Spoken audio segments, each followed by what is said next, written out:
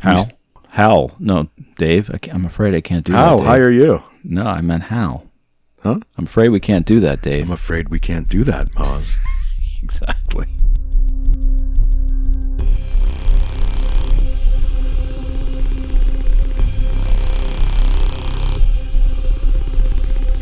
Welcome to the edge of nowhere.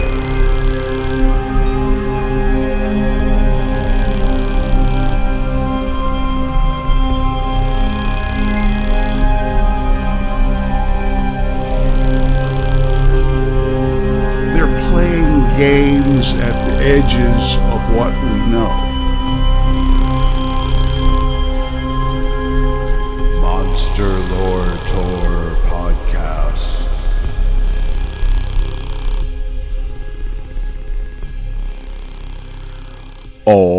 All right. Hello, everybody, and welcome to episode 62 of the Monster Lore Tour Paranormal Deep Dives from the Edge of Nowhere podcast.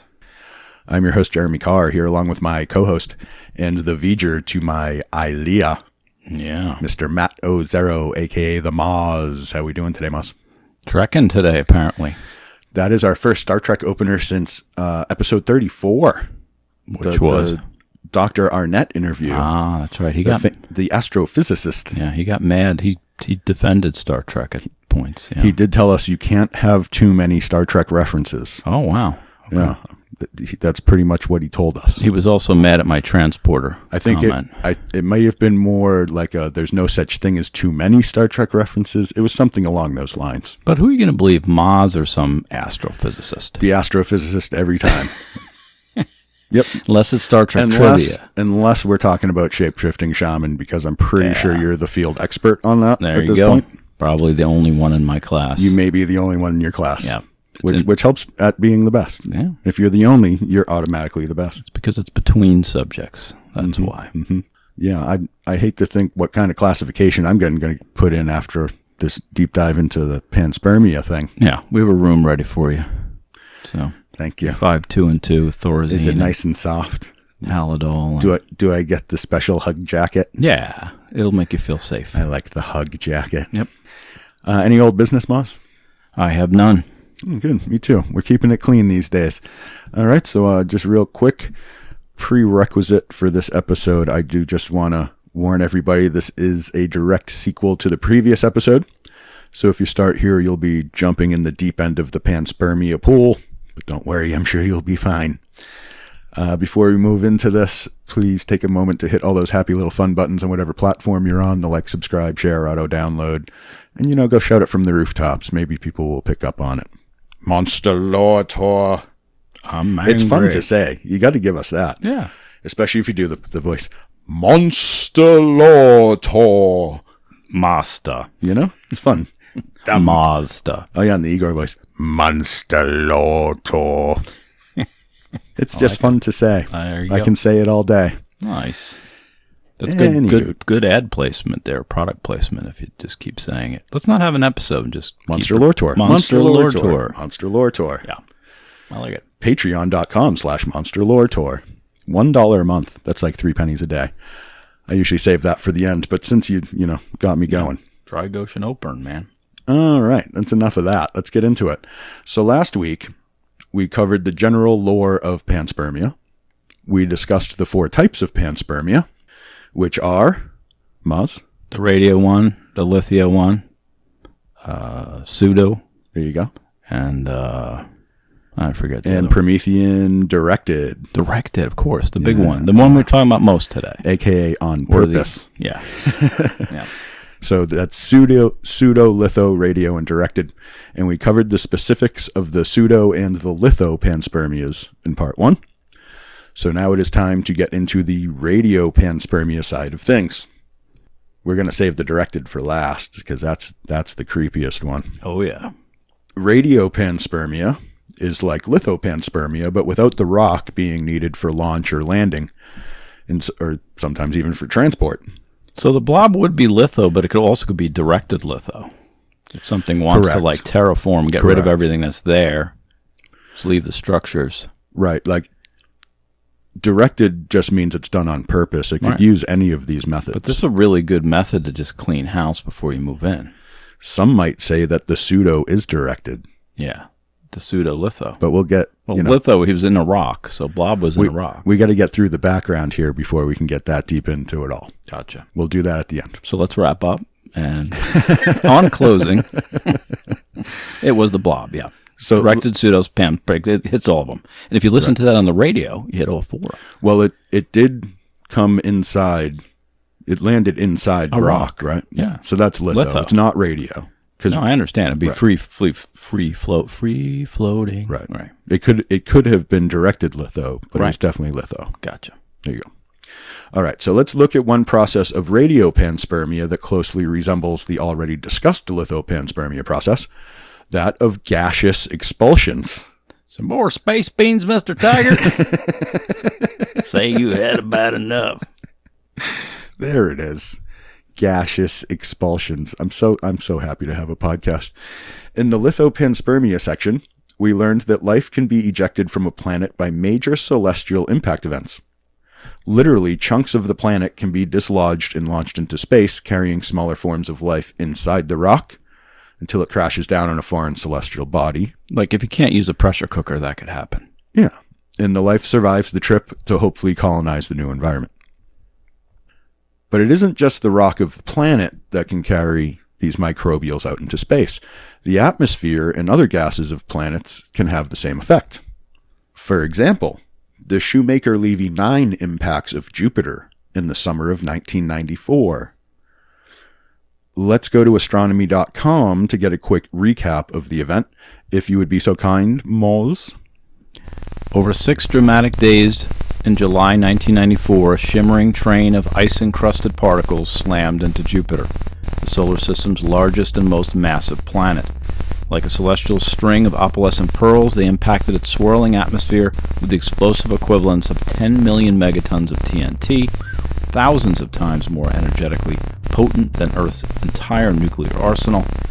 The direct hit on Jupiter by comet Shoemaker-Levy 9 that summer sat on a destructive par with the Cretaceous Paleogene extinction event that decimated 3/4 of earthly life, including all non-avian dinosaurs, 66 million years ago, and humanity was afforded a ringside seat as telescope spacecraft astronomers and a 1.6 million strong online audience watched awestruck as nature did its ferocious, brutal work. I didn't know the dinosaurs had all those gadgets to listen to that back then.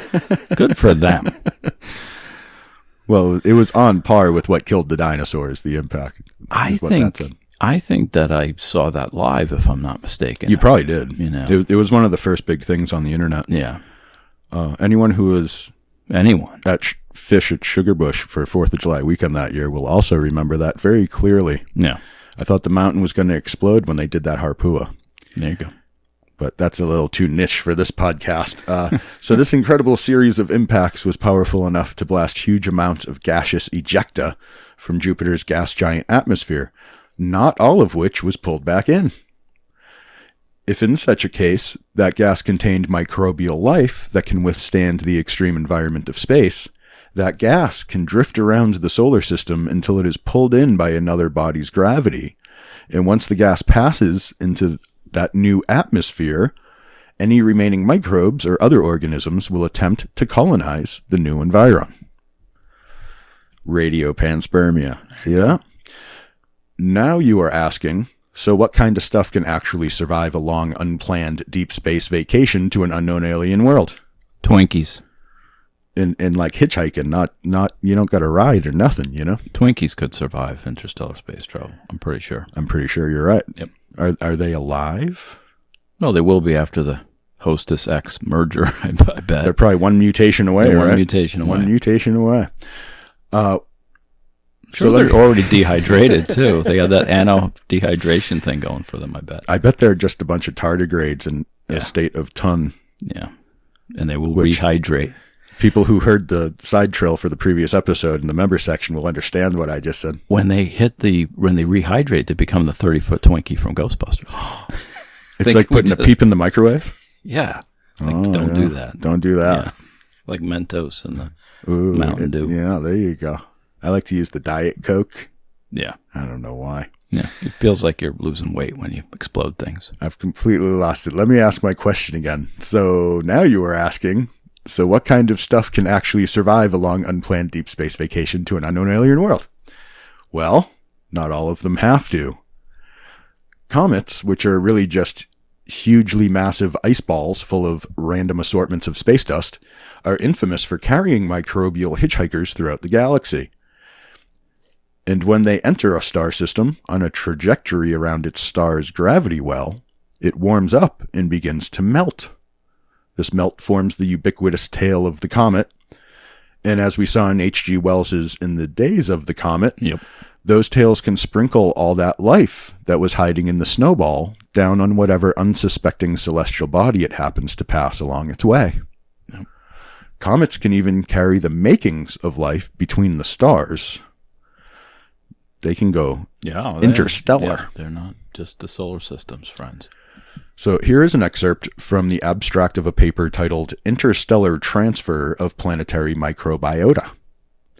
Published 2004 by Max K. Wallace and the OG panspermiator N.C. Wickramasinghe. We'll see more on him later. But link to the paper from Oxford Academic in the show notes. Pathways for interstellar panspermia are less clear.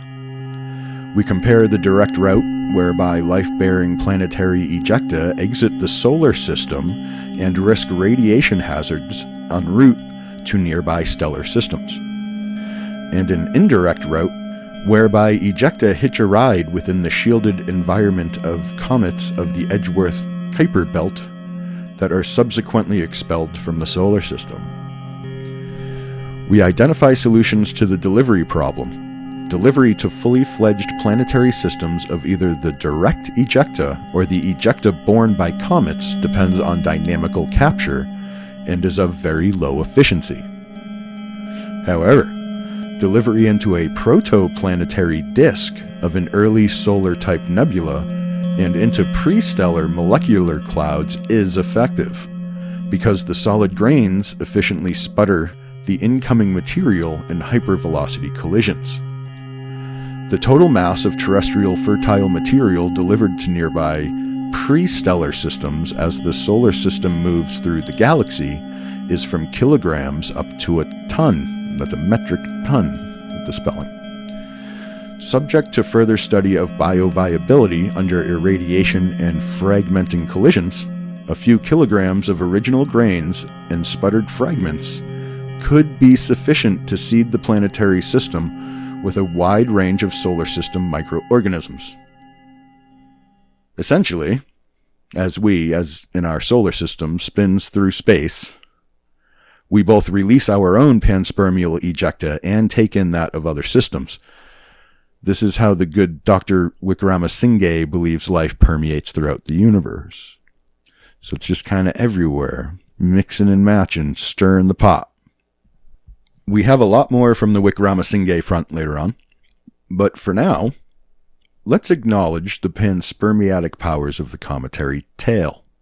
And lest we forget our interstellar visitors from episodes 15 and 20, 2I Borisov and Oumuamua, the original interstellar interlopers. Mm-hmm. And what implications they may have for the future of our evolutions. More on that later also. The other answer to your question, so what kind of stuff can actually survive a long, unplanned deep space vacation to an unknown alien world? Brings us to the topic of extremophiles. Maz is going to tell us what extremophiles are. I think there's those people who jump off mountains in squirrel suits, and I think it's because they have unmet emotional needs. Oh, they might qualify. Yeah. Oh, there's a reading. There's a reading I have. There's a reading. That's I still think I'm right though. Yeah. This is a different type of extremophile. You're going to read the wiki on this one. An extremophile is an organism that is able to live, or in some cases thrive, in extreme environments. Environments with conditions approaching or stretching the limits of what known life can adapt to, such as extreme temperature, pressure, radiation, salinity, or pH level. Since the definition of an extreme environment is relative to an arbitrarily defined standard, often an anthropocentric one, these organisms can be considered ecologically dominant in the evolutionary history of the planet. Some spores and cocoon bacteria samples have been dormant for more than 40 million years. Extremophiles have continued to thrive in the most extreme conditions, making them one of the most abundant life forms. The study of extremophiles has expanded human knowledge of the limits of life and informed speculation about extraterrestrial life. Extremophiles are also of interest because of their potential for bioremediation of environments made hazardous to humans due to pollution or contamination. I felt like this is back to me. Mm-hmm. I think it was like my first off-campus housing was really kind of, you had to be an extremophile to get through that. You had to be a certain type of fungus. Yeah.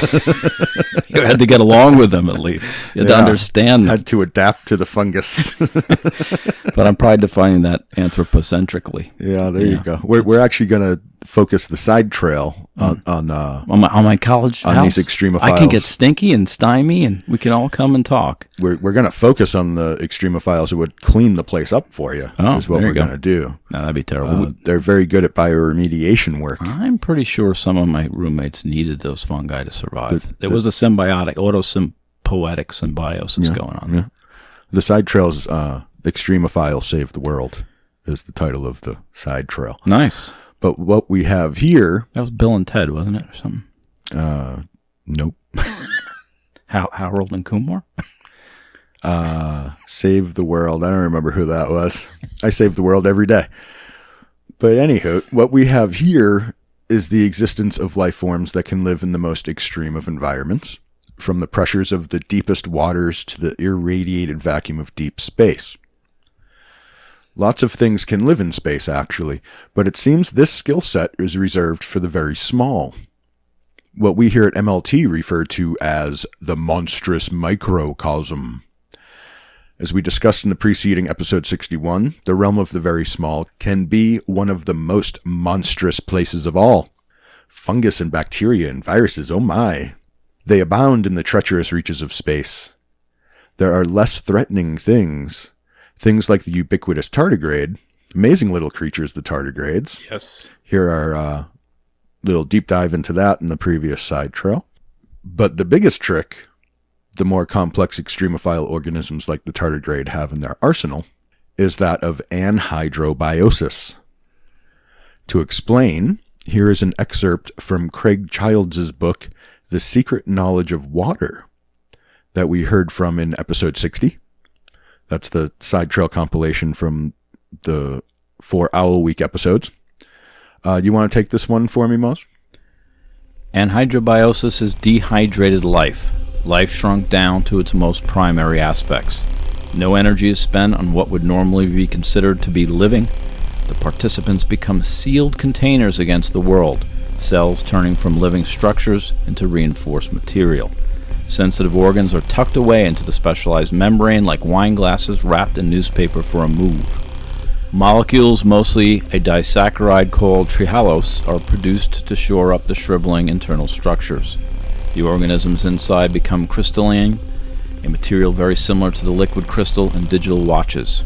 A dehydrating roundworm converts 1/4 of its body weight into its trehalose material before going completely dry, coiling into a compact circle, and reducing its surface area to a hardened bulb around 7% of the original size.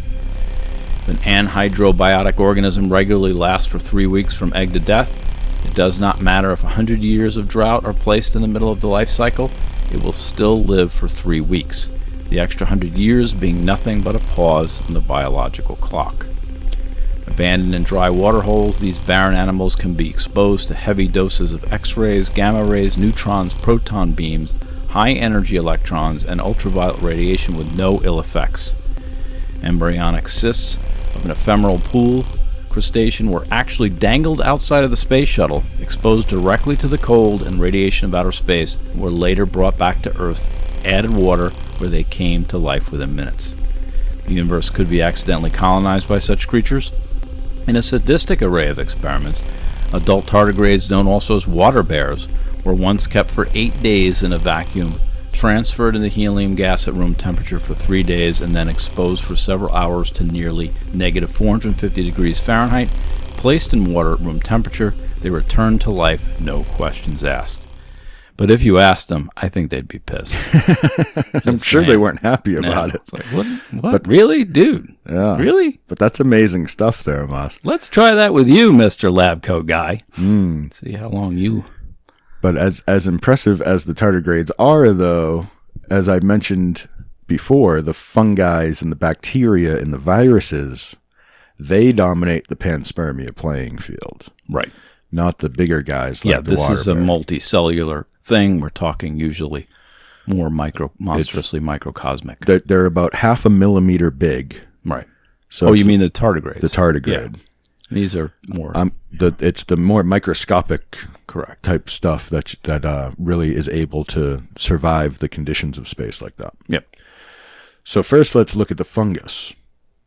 Here is a clip from StackExchange.com's space exploration page, link in the show notes. Living spores have been found and collected in every level of Earth's atmosphere. Mushroom spores are electron dense and can survive in the vacuum of space. Additionally, their outer layer is actually metallic and of a purple hue, which naturally allows the spore to deflect ultraviolet light. And as if all this wasn't quite enough, the outer shell of the spore is the hardest organic compound to exist in nature. What if the mushrooms, the space mites, and the tardigrades teamed up against us? Who's to say they didn't already? Might have, yeah. Who's to say they didn't make us? Yeah. Yeah, the tardigrades kind of messing with the gene pool. But did you grasp that? The outer shell of a mushroom spore is the hardest organic compound to exist in nature. Because it has to go interstellar, potentially. Wild? That's why. Maybe. Mushrooms just get more and more interesting as you go, man. So, we think cockroaches are hard to kill. Right?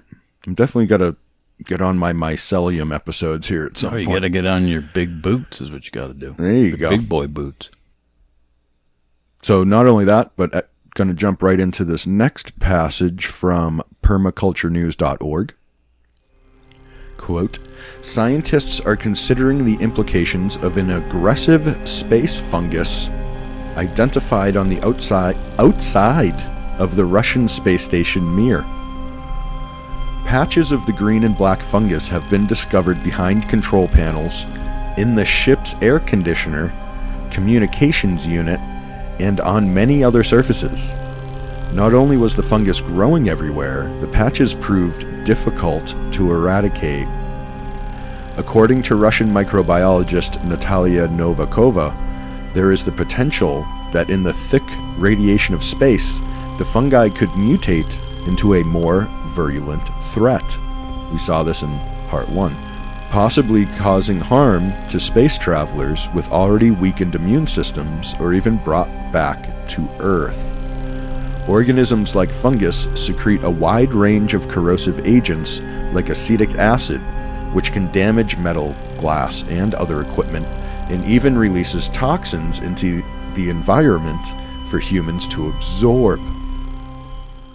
Killer space fungus on the space station, Moss. So there's that. Or viral terraforming, if they want to make the place, We'll get into that later. Yeah. Jumping way ahead. Spoiler alert. Any questions or comments on the space fungus specifically, though, Moss, before we go? No, it sounds lovely. Doesn't it? I think a raspberry vinaigrette with that. I was thinking a soup. Make like a stew. Yeah.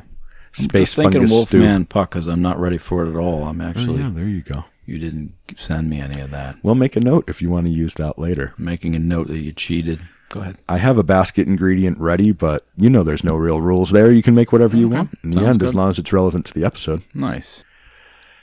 All right. Then we have the bacteria. Humans have actually been conducting space-based experiments on bacteria for some time now. Here is part of an article from SmithsonianMag.com to tell us more about it. You want to take this one, Maz? Framed by an infinite backdrop of dark, lifeless space, a robotic arm of the International Space Station in 2015 mounted a box of exposed microbes on a handrail 250 miles above Earth. The hardy bacteria had no protection from the onslaught of cosmic ultraviolet gamma and X-rays.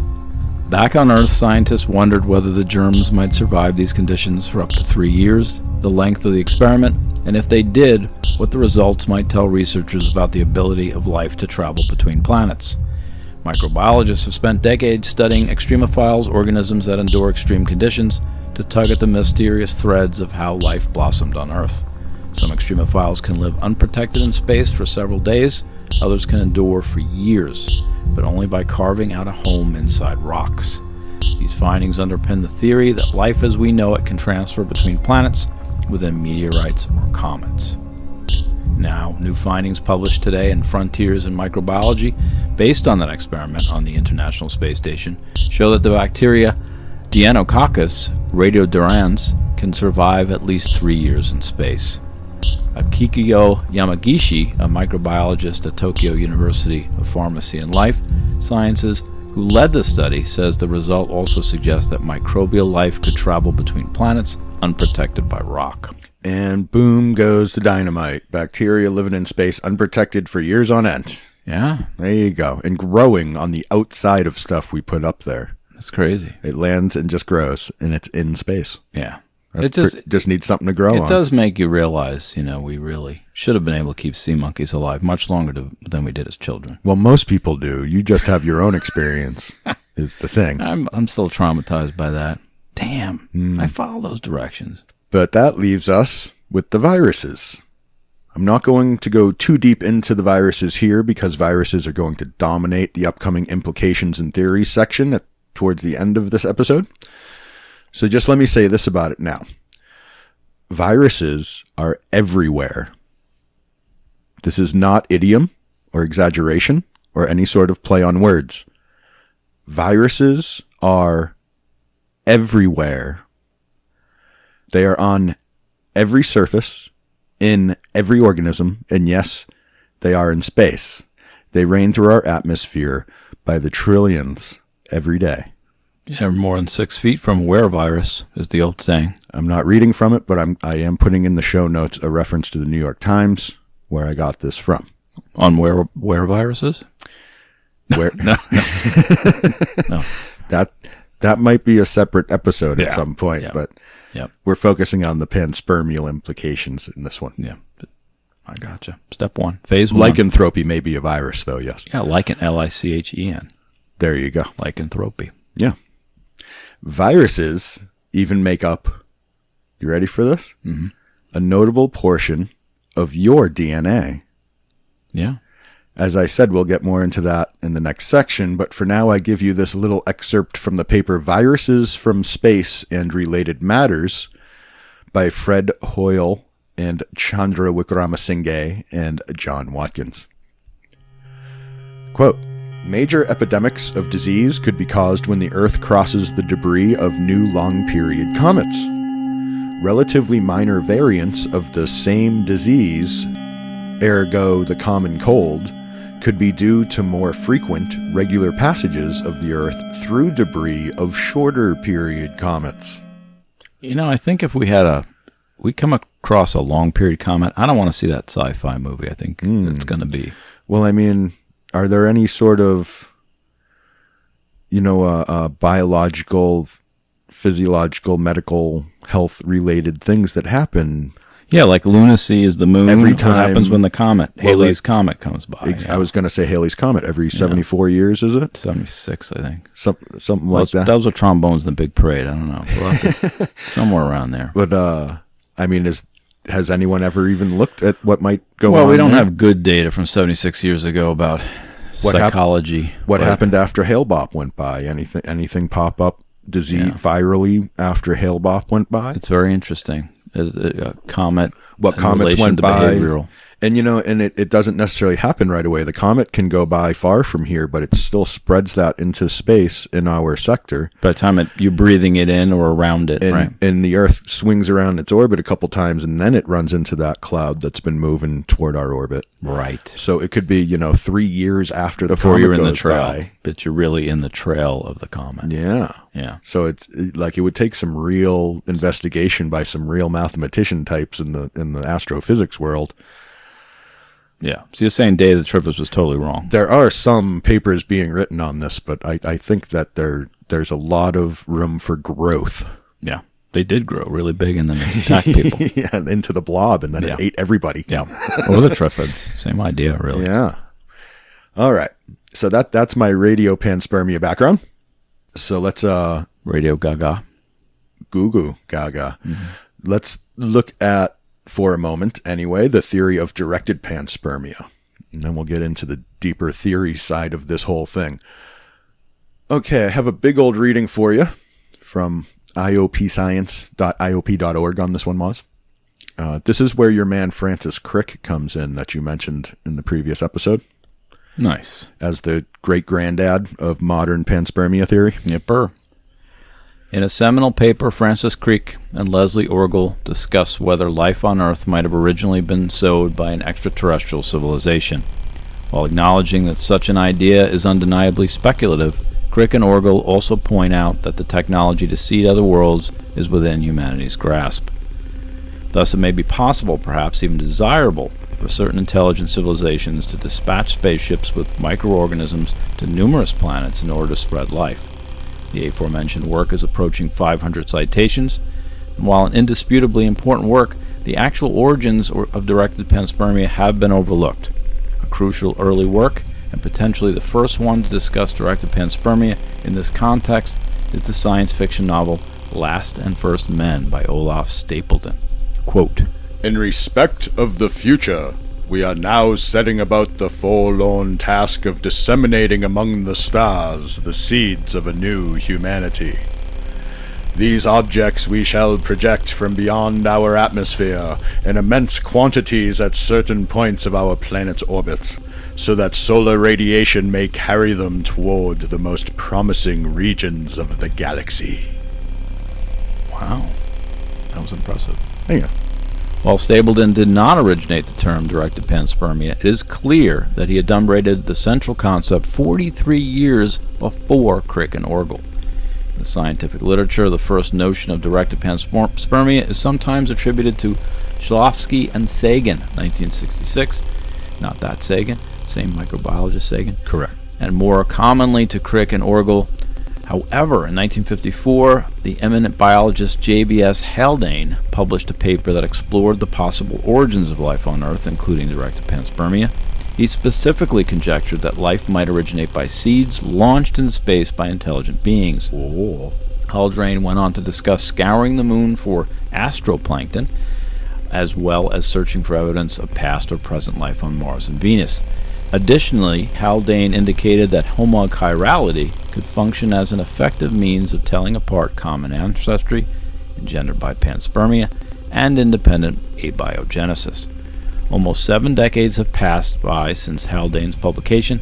We are at long last on the cusp of determining whether life exists or at some point existed on Mars.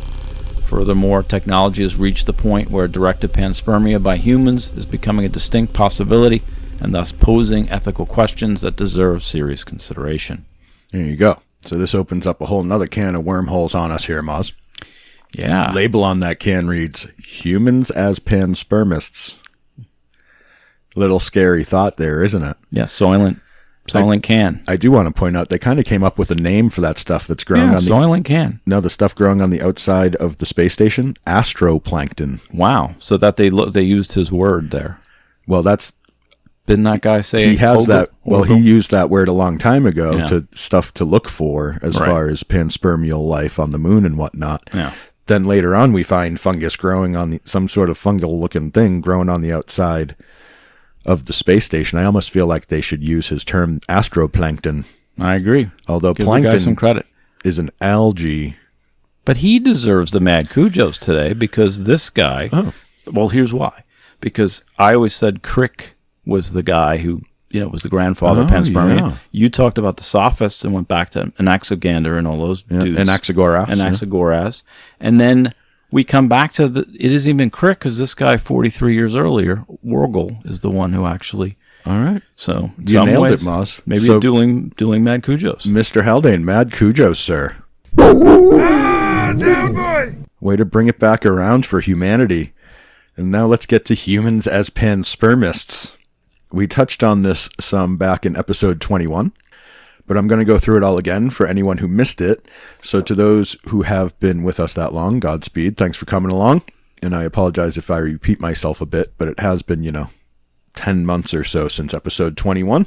But in the last episode, toward the end, we spoke of how we are trying to avoid becoming premature panspermists. That was the segment on spacecraft-mediated panspermia, and how we try not to send any little bits of life along with our space launches so as to avoid contaminating anything.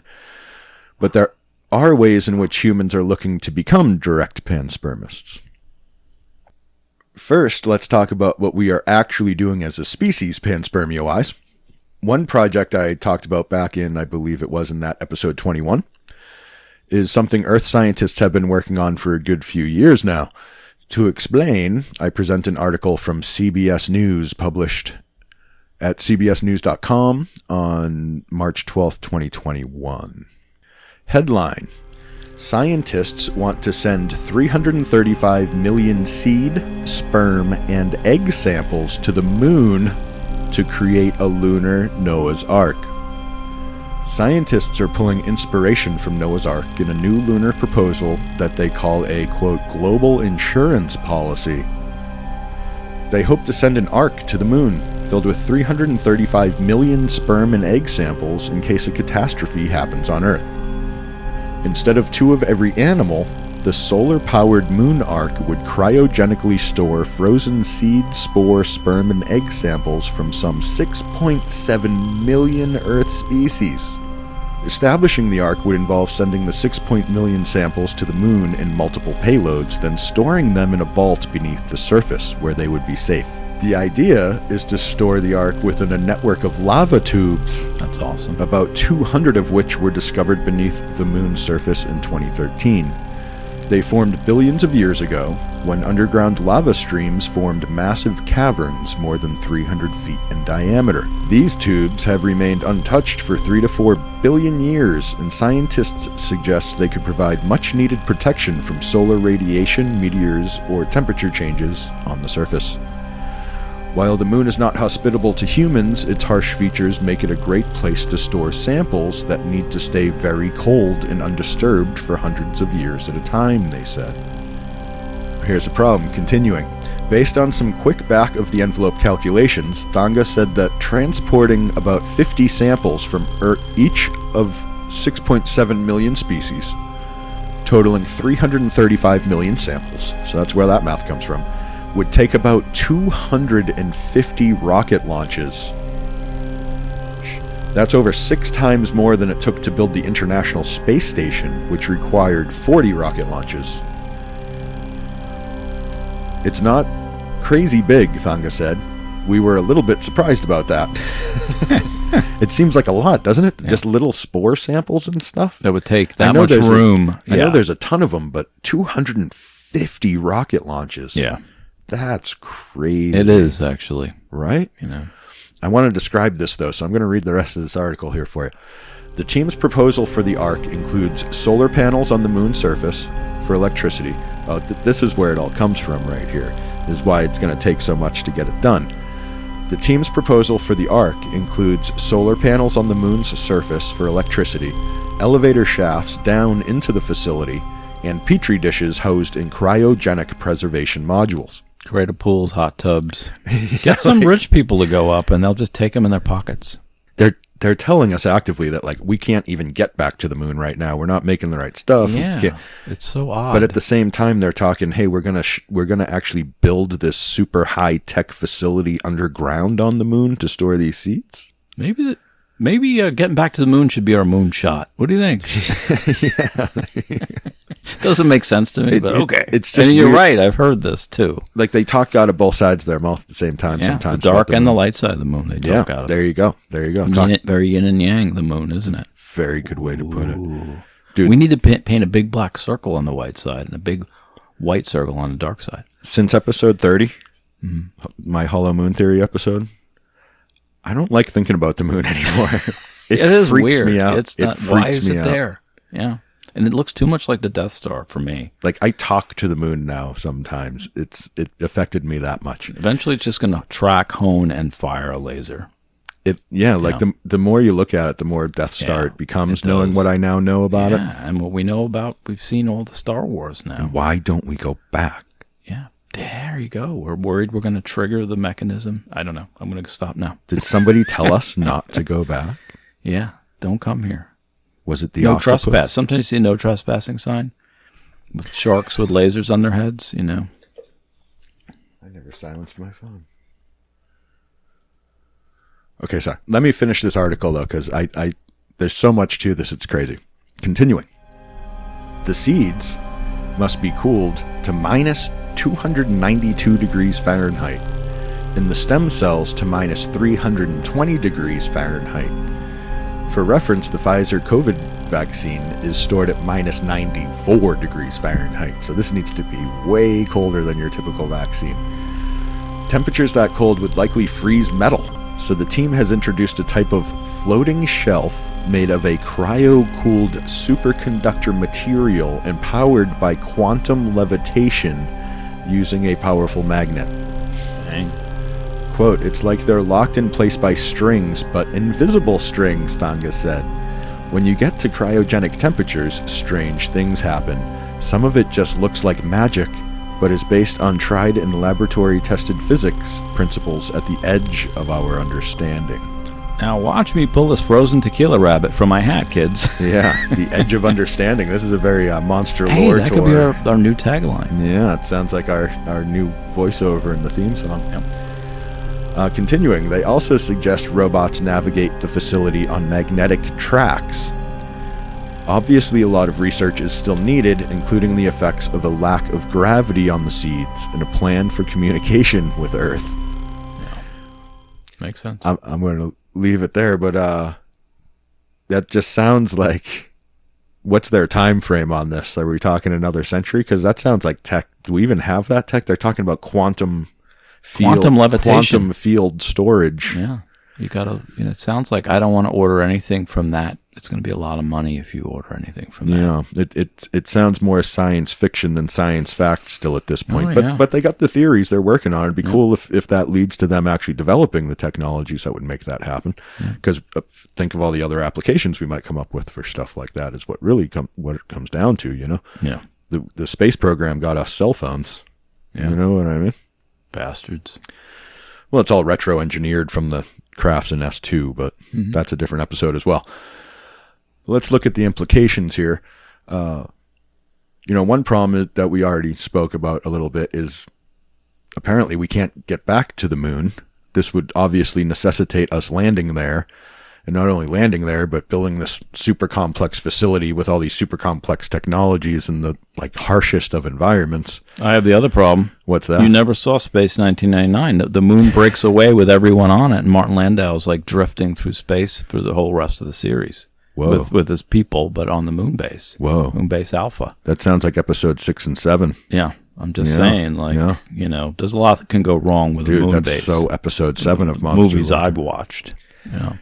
But, this not having the technology has never stopped us before. We're just, come up with the idea and then develop it. But there are a bunch of countries in the new space race all trying to figure out how to be the first to monetize the moon. You've seen Japan and India. And, Newt Gingrich's quote back in the day. Do you remember that? We're going to mine the moon. Yeah, there you go. And they really do want to do that.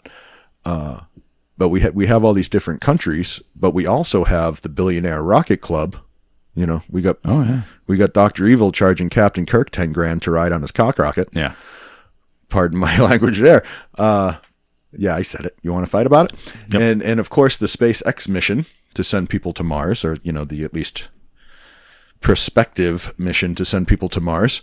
Again, we just don't have the capabilities at this point to pull any of this off, though. But they certainly are working on it. Yeah. Or at least toward that end. So start with getting the people off the space station, Elon, and we'll go from there. I know, right? Like, we can't even bring people home from low orbit. Yeah, like, and they had their tickets. How are we supposed to send? They were ready to go. Their luggage is packed. Yeah, and like we don't have the stuff to land people on the moon. They How are we going to packed land light. people on Mars? Yeah. No, I know. I get it. Then we have another topic I've gone into before. Project Breakthrough Starshot. Yep. Which is a Starbucks venti. It's a kind of a blonde roast, I believe. Nope. None of that. I almost feel like I made that joke, something like that when you first said it. Go ahead. I'm glad I'm recapping for you here, Maz. This is a swing plan. back around. There you go. This is a plan to build a fleet of solar sails to carry little chips, essentially mini space probes, that we can accelerate to a decent percentage of the speed of light. The current projection is once launched, these spy chips could arrive in the Centauri star system in as little as 20 years. So the chips already come with spyware, so spyware would be great. So the Chinese will see everything that we do. We have the chips. We don't have the sails and the lasers to push them. Yeah, but we got the spyware of the spyware. It would be a truly remarkable feat. Again, the tech doesn't exist yet, but they're working on it. There are some billionaires throwing their resources behind the breakthrough Starshot, as well as some governments. So, everybody's getting together on that. So I'm keeping my fingers crossed we actually figure that one out. Basically, our grandkids, or maybe even our kids, depending on how old you are out there, listener, we could see, or they could see, up close pics of the Centauris in their lifetime. That's awesome. Wouldn't that be exciting? That's That's pretty cool, man. That's over 4 light years away. That's an impressive thing if we can pull that off. It's amazing, actually. And if and when we establish the ability to send things to the stars that quickly, how far of a reach is it to start sending the seeds of life along with those chips? And salsa. Instead of observing from a distance, they could actually fall to the surface of a planet and begin the seeding of earthly life in a simple enough form that it could grow to evolve to the alien environment. We could be spewing our seed all over the galaxy like a giant planetary Moneyshot, Maz. What do you think of that? Malware detected. What could possibly go wrong? Because they say, terrific guy. We're doing so good here. Why don't we just share the love? You know? Because in a natural way, if for panspermia to just happen naturally, it's much more efficient if you launch that stuff into the gaseous nebula that hasn't formed into solid stuff yet. And so eventually it'll be there when things form. Yeah, exactly, long term. But with directed panspermia, if you know what stuff to send into an already existing environment, is very Genesis project type stuff. Yeah, it's breaking the prime directive. Right. You can drop seeds that you know are going to grow in a much shorter term into some sort of life in that new environment. It's a terrible idea.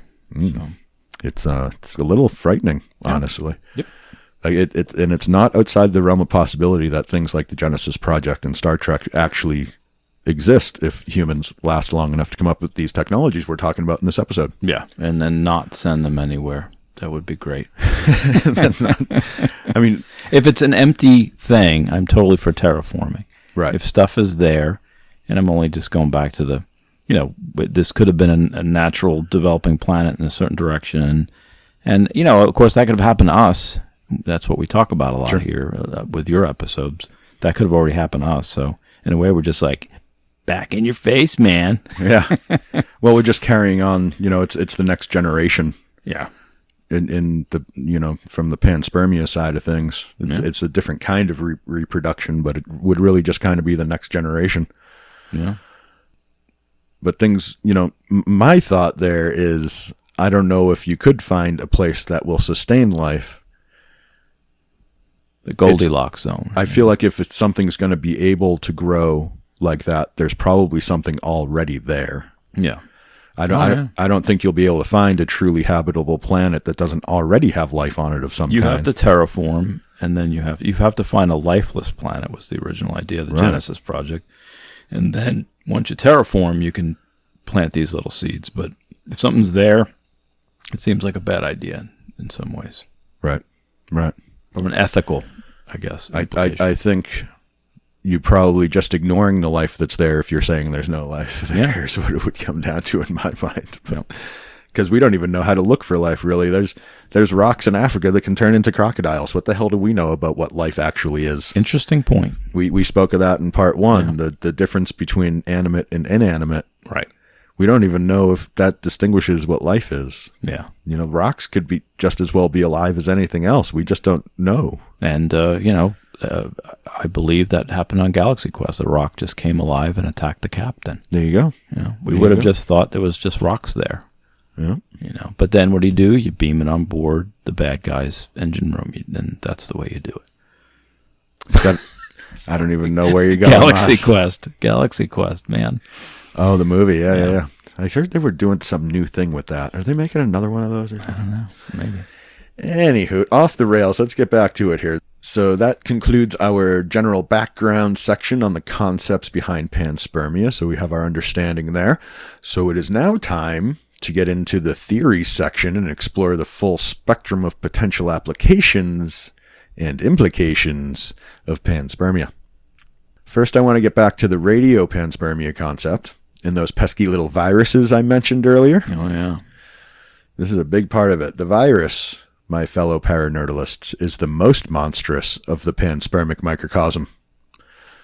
As I said, viruses are everywhere. Everywhere. This is a literal statement. You put a microscope to any square inch of space on this planet, and you will find viruses. They're literally ubiquitous. You cannot move through this world without being constantly assailed and coated by an ever-present swarm of viruses. NordVPN. In fact, there are so many different types of viruses in this world that the experts say we have only properly identified about 1% of them. Dang. That means 99% of this planet, including me and you and everyone else, Maz, is covered with unknown strains of unknown viruses with unknown effects on their unwitting hosts. Sounds amazing. Isn't that fun? Yeah. Can you feel them on your skin, Maz? Can you feel them crawling, Maz? Can you feel them? They seem to climb under my skin when I'm on meth. I do know that. I can feel them crawling under my fingernails, Maz. I think they live at the detox unit. That's my whole guano theory. Yeah. But don't let it bother you too much there, people. We all tend to focus on the infectious and hurtful viruses that harry our existence from time to time. Truth is, though, that the greatly vast majority of these endless types of virus are completely harmless to us, and many of those are actually necessary to helping life on our planet survive in its current state.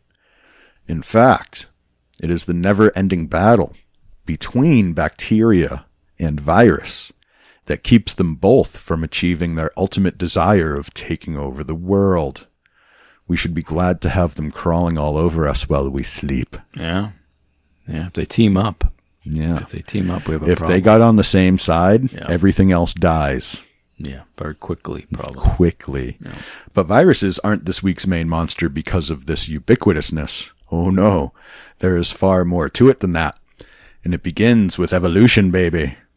First off, viruses are capable of extremely rapid genetic mutation, or sudden evolution, if you will, within themselves. They change form so fast it can be hard to keep up with them. This is why they come out with a new flu shot every year. And also why it doesn't always work so well. They designed the shot to fight off the few most probable strains that will be going around that season. But sometimes an unexpected strain jumps into the race and ends up winning the viral season championship because they were the only one we weren't prepared for. They're certainly a wily bunch, those viruses. Mm-hmm. Especially again an Andromeda strain or something. Yeah. However, it isn't just their own evolution that viruses seem to manipulate. As a matter of fact, there is evidence that viruses have been affecting the evolution of all life on Earth from the very beginnings of life on Earth.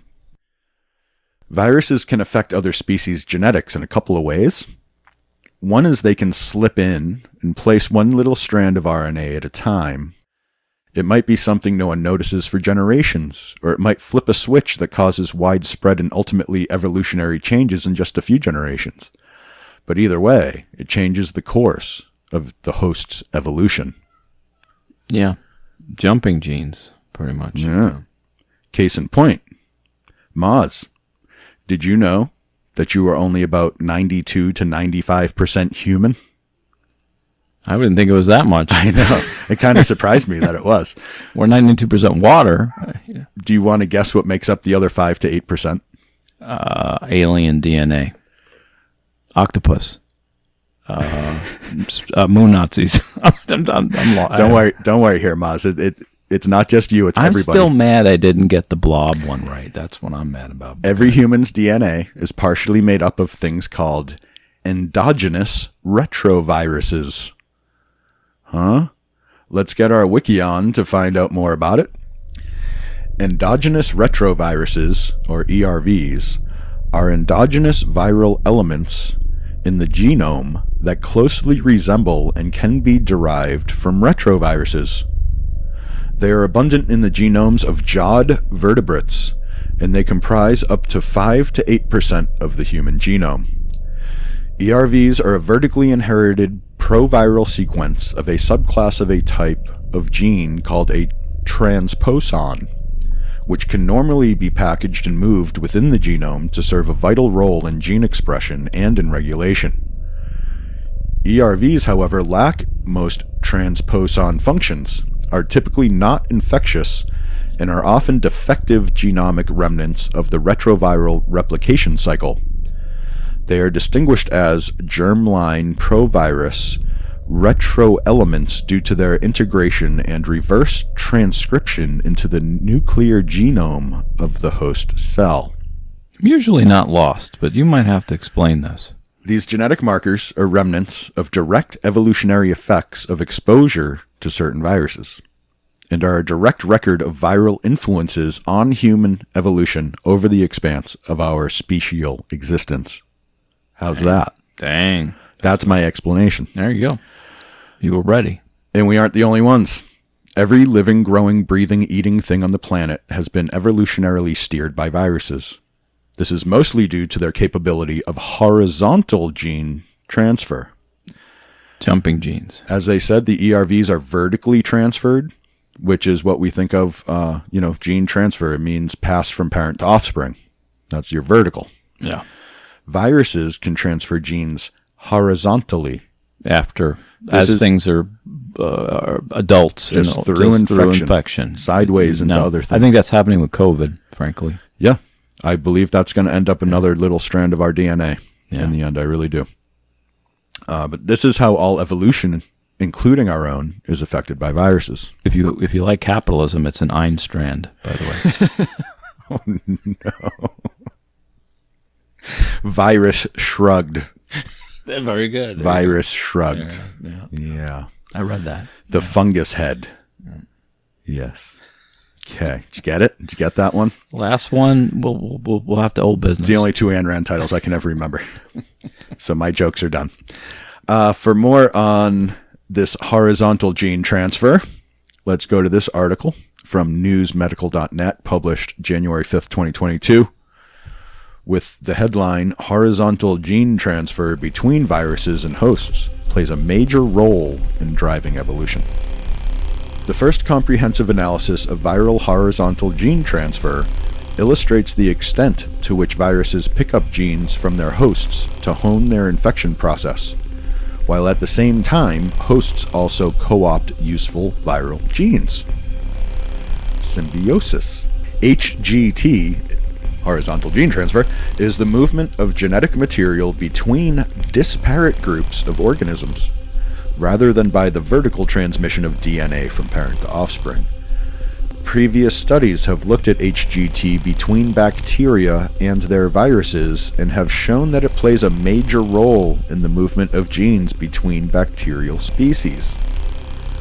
However, the new study published in Nature Microbiology looks at interactions between viruses and eukaryotes, which include animals, plants, fungi, protists, and most algae. Quote, "We knew from individual examples that viral genes have played a role in the evolution of eukaryotes. Even humans have viral genes, which are important for our development and brain function," said the study's lead author, Dr. Nicholas Irwin, a junior research fellow at Merton College, University of Oxford, and former PhD student at the University of British Columbia. Quote, "We wanted to understand more broadly how GHT has affected viruses and eukaryotes from across the tree of life. Ask not what eukaryotes can do for you, but what you can do for your eukaryotes. What do you think? How's my Massachusetts? I'm just going to keep reading. To tackle this problem, the authors examined viral eukaryotic gene transfer in the genomes of hundreds of eukaryotic species and thousands of viruses.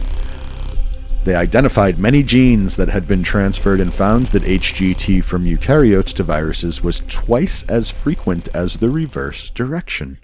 Wait, can you explain that? So it seems like viruses are being more affected by us than we are of viruses. Viruses affect everything else far more than the virus is affected by anything. But that's what I would expect, but that's not what it says. That's why I'm asking. It says that HGT from eukaryotes to viruses was twice as frequent as the reverse direction. That's the way you said it. The virus is learning. So the virus is learning twice as fast as we are. Right. Wow. The virus is adapting and learning. So they're still pretty dumb. Faster than anything else. If they're twice as smart as us, they're still pretty dumb. Right. That's scary, though. Right. Now I get it. It's scary. That's the way I take it anyway. Yeah, okay. The wise learns more from the fool than the fool from the wise. Right. You know what I mean? They're always getting information, learning from anything they come into contact with. Right. Whereas it seems like going the other way, you only get from the virus what the virus wants to give you. Yeah. The virus gets from you what the virus wants. Interesting. There you go. Now we get it. Thank you for making me think that through, because that was the most concise I've put that yet. There you go. Okay, let's continue with this article.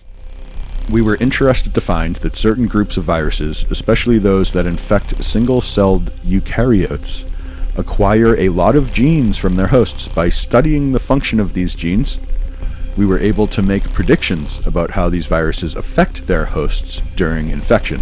See, from what they learn, you can tell what they're going to do. Okay. Now, yeah. Okay. Yeah. In contrast to viruses, eukaryotic organisms retained fewer viral genes, although the ones that were kept appear to have had a major impact on host biology over evolutionary time. Yeah, see that? Yeah. It doesn't get as much from the virus as the virus gets from it. What it does get from the virus has impacts. It changes its evolution, changes its very it's just structure. taking information. What it gives back to us is actually input. It's actually something important's happening over on the other side. Right. One more quote here to finish the article. Quote, many of these viral-derived genes appear to have repeatedly affected the structure and form of different organisms, from the cell walls of algae to the tissues of animals, said Dr. Irwin. This suggests that host-virus interactions may have played an important role in driving the diversity of life we see today. Unquote. So it seems the virus may be the biggest steerer of life on this planet, and it has been in that driver's seat since the very beginning. And I do reserve the right to come back and get way more into this as part of another saga later on.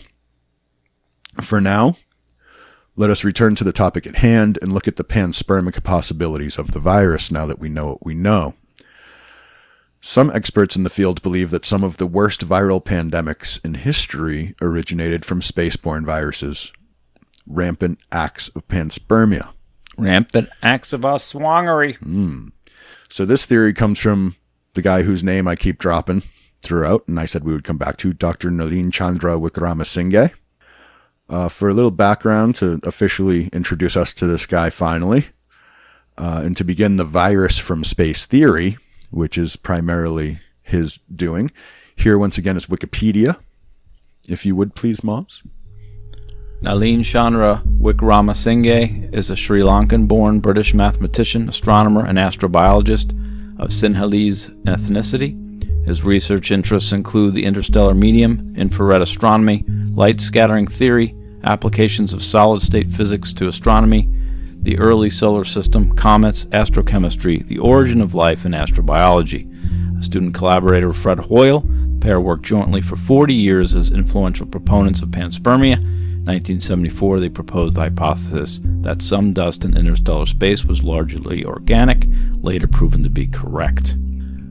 Wickramasinghe has advanced numerous fringe claims, including arguments that various outbreaks of illness on Earth are extraterrestrial origins, including 1918 flu pandemic and certain outbreaks of polio and mad cow disease.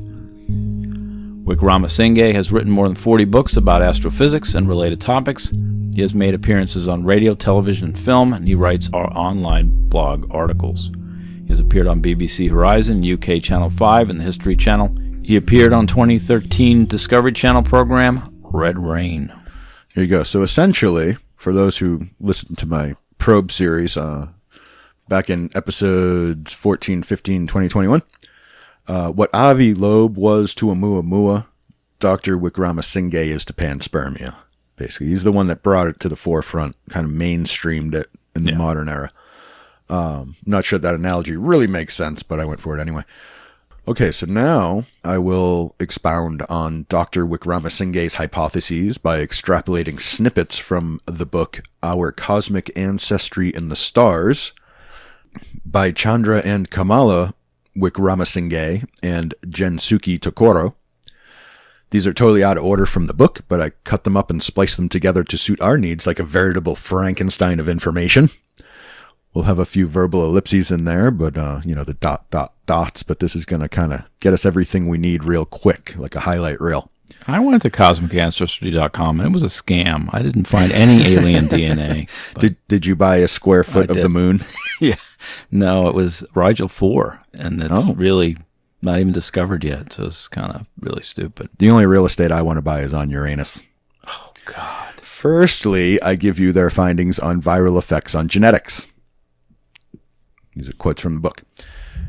The Borna virus has now been found to be present in every human on Earth.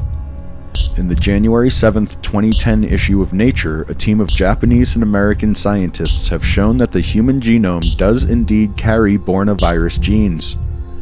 This retrovirus gained ingress into the genome of our ancestors some 40 million years ago, and its genes have been transmitted to us in the present day. ...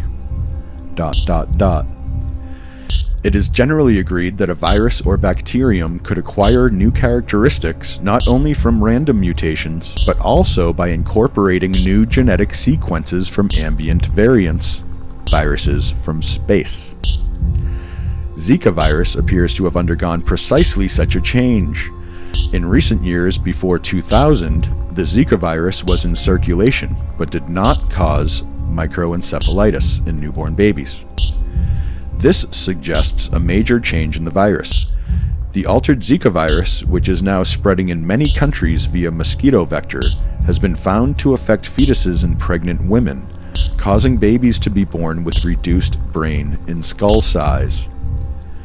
The Zika epidemic, if it proceeds unchecked, could eventually lead to the emergence of a new human phenotype with reduced brain size and greatly diminished cognitive capacity. It is to be hoped, however, that modern medical science will intervene in time to prevent such a tragic outcome. Do you remember that back in the before times, Maz, when there was a bunch of babies being born with this new mutation? Yeah, they all actually literally shrunk in head. You could actually see a difference in the development of the size of the head. Yeah, they looked like a different type of hominid. Yeah. In a way. It all stemmed from a virus already present in our DNA that flipped a switch and turned on us. Not hearing about it anymore makes me feel, because this was a while ago. This was back in the aughts kind of thing. Mm-hmm.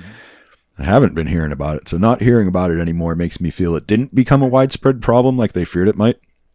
But at the same time, just because you don't hear about it doesn't mean it's not happening. Yeah. Sometimes maybe it is not hearing about it that lets you know something is happening with things like this. So I don't really even know. I kind of feel like I should jump into that wormhole at some point, but we'll save that for another time. Back to the point at hand here, and getting more specific, here is the next snippet from the book.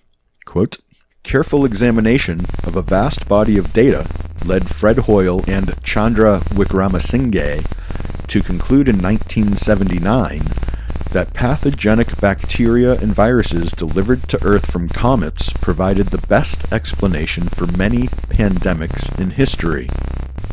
Unquote. They tie viral panspermia to many outbreaks in history, including Athens plague, in 430 BCE, plague of Justinian, which happened in 541 to 542 CE. We all remember that one. Yeah, right. The Black Death, we do all know that one. Yeah. 1347 to 1351, killed a third of the world's population or whatever at the time. It was big numbers. Yeah. But for the sake of time and efficiency, I'm going to jump ahead to the pandemic we may all be a bit more familiar with. No, not that one. I'm talking about the Great Influenza of 1918. Here is a quote from Dr. Lewis Weinstein from New England Journal of Medicine from May 6th, 1976. This taken from the book as well. The influenza pandemic of 1918 occurred in 3 waves. The first appeared in the winter and spring of 1917 to 1918. The lethal second wave, which started at Fort Devens in Ayer, Massachusetts on September 12, 1918, involved almost the entire world over a very short time. Its epidemiological behavior was most unusual. Although person-to-person spread occurred in local areas, the disease appeared on the same day in widely separated parts of the world, on the one hand, but, on the other, took days to weeks to spread relatively short distances. It was detected in Boston and Bombay on the same day, but took 3 weeks before it reached New York City, despite the fact that there was considerable travel between the 2 cities. 2 cities there are Boston and New York, obviously. And remember, this is 1918. There's no commercial air travel. Traveling Boston to Bombay was a very long thing. Oh, yeah. So just keep that in mind. Okay, continuing. It was present for the first time at Joliet in the state of Illinois 4 weeks after it was detected in Chicago, the distance between those areas being only 38 miles. So that's how far Elwood had to drive to spring his brother Jake in that movie. Mm-hmm. It's good to know. On a mission from Gad. ... Quote, all this goes to confirm that spaceborne viruses not only cause disease, but also play a crucial role in the evolution of life. On February 12, 2001, the code for the entire human genome was deciphered. A multitude of ancient viral footprints have been discovered in the genomes of all multicelled life forms. It also came as a surprise that a large fraction of our DNA, perhaps as high as 5%, that's what it says in the book, it's now thought to be as high as 8%, is in some way connected with viral sequences. And a subset of this is in the form of what we now recognize to be related to species-specific retroviruses, of a type of which the AIDS virus is just one example.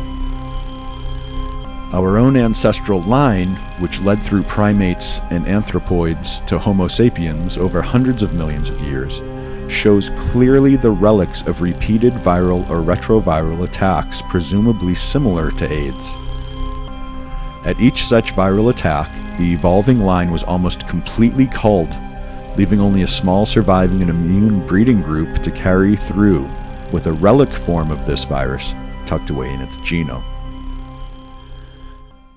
AIDS affected our evolution in a very direct way, and it is not the first of its kind. No. And we can see it in our own genome. And this is, just corroboration of stuff we've been talking about in previous sightings.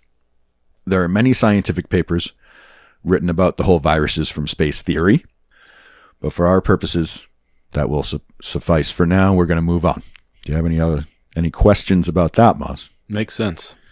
It does kind of, way, right? It's frightening. Yeah. Because that's just one. Obviously, this happened for the last, million years of our development. Right. Or more. And the fact, something like that, a brand new virus that kills people in mass, pops up in Boston and Bombay on the same day in the 19-teens, right, when people were still riding horses. The automobile was new. Yeah. You know what I mean? Yeah. Wow. Really, that's the best evidence I've seen. Yeah, it's it's latent and then it springs up. Yeah, it rained down and floated through the atmosphere, and it hit people in certain spots, and boom, there's the fire starter. Okay, let's go to the next thing here. I want to put forth another established theory of panspermia as it pertains to evolution of life on Earth. We go now to the Cambrian explosion. To begin, I will read you the opening of the abstract of a scientific paper with too many authors to name here. It can be found on sciencedirect.com, direct link, of course, in the show notes. The paper is titled Cause of Cambrian Explosion, Terrestrial or Cosmic. Ooh. Quote, we review the salient evidence consistent with or predicted by the Hoyle-Wickramasinghe thesis. This is what we were just talking about. From here we will call it the HW theory of cometary biology. Much of this physical and biological evidence is multifactorial.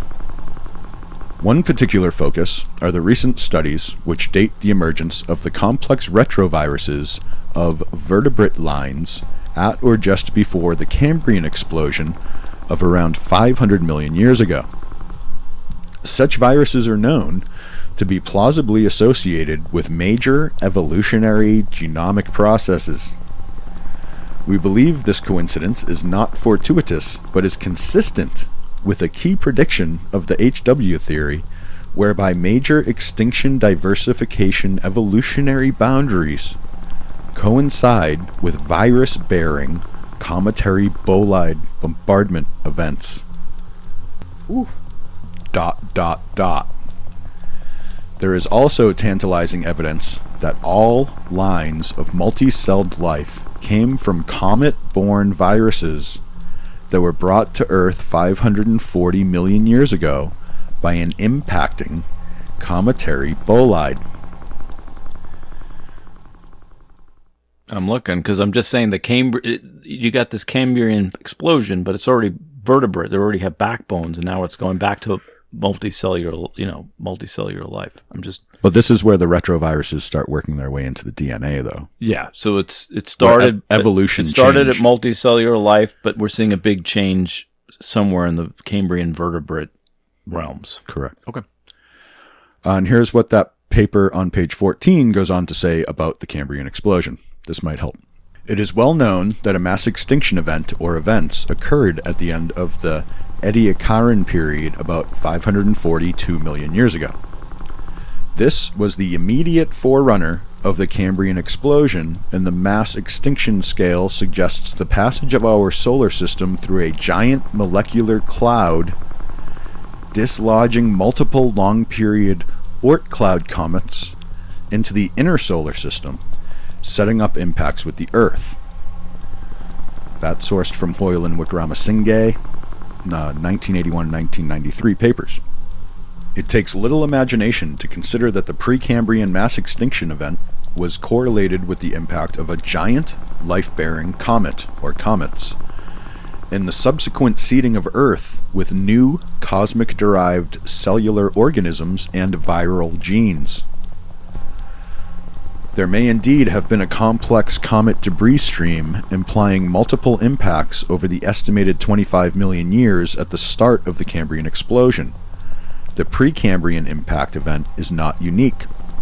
There is other evidence for the coincidence of cosmic bolide impacts at mass extinction event diversification boundaries, e.g. the KT boundary 65 million years ago, extinction of the dinosaurs and rise of small animals. That's another example of what we're talking about here. The end of the dinosaurs and the rise of the mammal. In the now well-established 26 million year periodicity, galactic tide Holmes cycle, as it's known, with cometary impacts coinciding with mass extinction events and evolutionary diversifications. We'll talk about this more when I finish. The exotic amino acids in the KT boundary rocks and the rise of microfungi are also indicative of novel genetic material arriving in the impact. In this regard, the work of Martin Brazier, showing a 20 to 30 million year periodicity in foraminifera algae coevolution, could be interpreted from a cosmic perspective rather than the terrestrial perspective, favored by Brazier vis-a-vis that the 20 to 30 million year periodicity is an unproven systems property of large organisms to be vulnerable to small changes. Although HW theory and analyses predict such a large cosmic-driven environmental change, our conclusion is consistent with Noble's recent view that causality is multiple in biology. It should also be stressed in this context that Eldridge Gould punctuated equilibrium is often presented as an explanation of the observed facts of evolution, but it is not. It is the use of words to describe a striking phenomenon which itself lacks a plausible explanation within the framework of Earth-centered biology. Okay, so what does this all mean? Let's break down the given timeline of events. I find this is going to... You're saying there's periodic major upheavals of Oort cloudy bombardments, and then that's what spurs new life and also ends what's here. It's kind of like the Oort cloud is really in charge of the solar system and goes, send some debris towards Earth. Yeah, you pretty much nailed it, but I'm going to read this for you. Does the Oort cloud speak like that? It sounded... It's probably a deeper accent. It kind of sounded right. If the Oort cloud spoke, I think you nailed it. Yeah, it'd be pretty pompous. But here's how I explained it in my notes here. Every 260 million years or so, give or take about 50 million, the Earth undergoes a large-scale extinction event, followed in close proximity by some sort of massive collision event with cosmic bolides, typically from the Oort cloud, as explained, after which there is an explosion of new life forms on Earth not seen before the impact event. Consecutively, you can find some species that seem to die off in the preluding extinction event, reappearing in the record sometime after the impact event. No, what? Who did what to the what now? Yeah, so not only can there be new life, but there can be a resurgence of what was thought to be extinct life. Right, so it comes back. It's been it's hydrated and it's in stasis and it comes back. Right. So let me ask again, what does this all mean, Ma? You know? I always thought the asteroid belt was most of our bombardments. The Oort cloud, if it's this bigger cycle, yep. And then these things are in some ways more extreme, it seems like. The inner the Kuiper belt, the Kuiper belt in between Mars and Jupiter is responsible for a lot of the stuff that comes here, but the big ones, the stuff that's gonna like really make a difference. But a lot of the ones in the asteroid, I guess it's just because they don't tend to hit us; they stay in that orbit, right? And these things are and Jupiter's our protector. Is this where Nerubi comes in, the 10th planet or something? Oh, that's maybe. That could, yeah. I mean, there's a lot of different things that can come into this. Like there could be multiple episodes about that whole cycle and the theories behind it later on. That's a different discussion. But back to what this means. It means that throughout its history, Earth life has undergone multiple rounds of sudden evolutionary changes due to the seemingly coordinated cycles of mass extinctions and cosmic receding through impacts with icy bolides. Comets, meteorites. It also seems like some sort of natural life cycle at work, doesn't it? Yeah. It almost seems like it's a natural life cycle. If this is the case, there are a whole lot of other questions raised here. For instance, is the solar system an organic life form in itself, and we just the simple bacterial agents in its guts? And if that is the case, does that mean that our solar system is really just the equivalent of a cell within the organism of the universe itself? I say all the time that all is one. It is a philosophy I've found much truth in since it infected my brain like a virus from space some 20 plus years ago. And this here sounds like I may be onto something.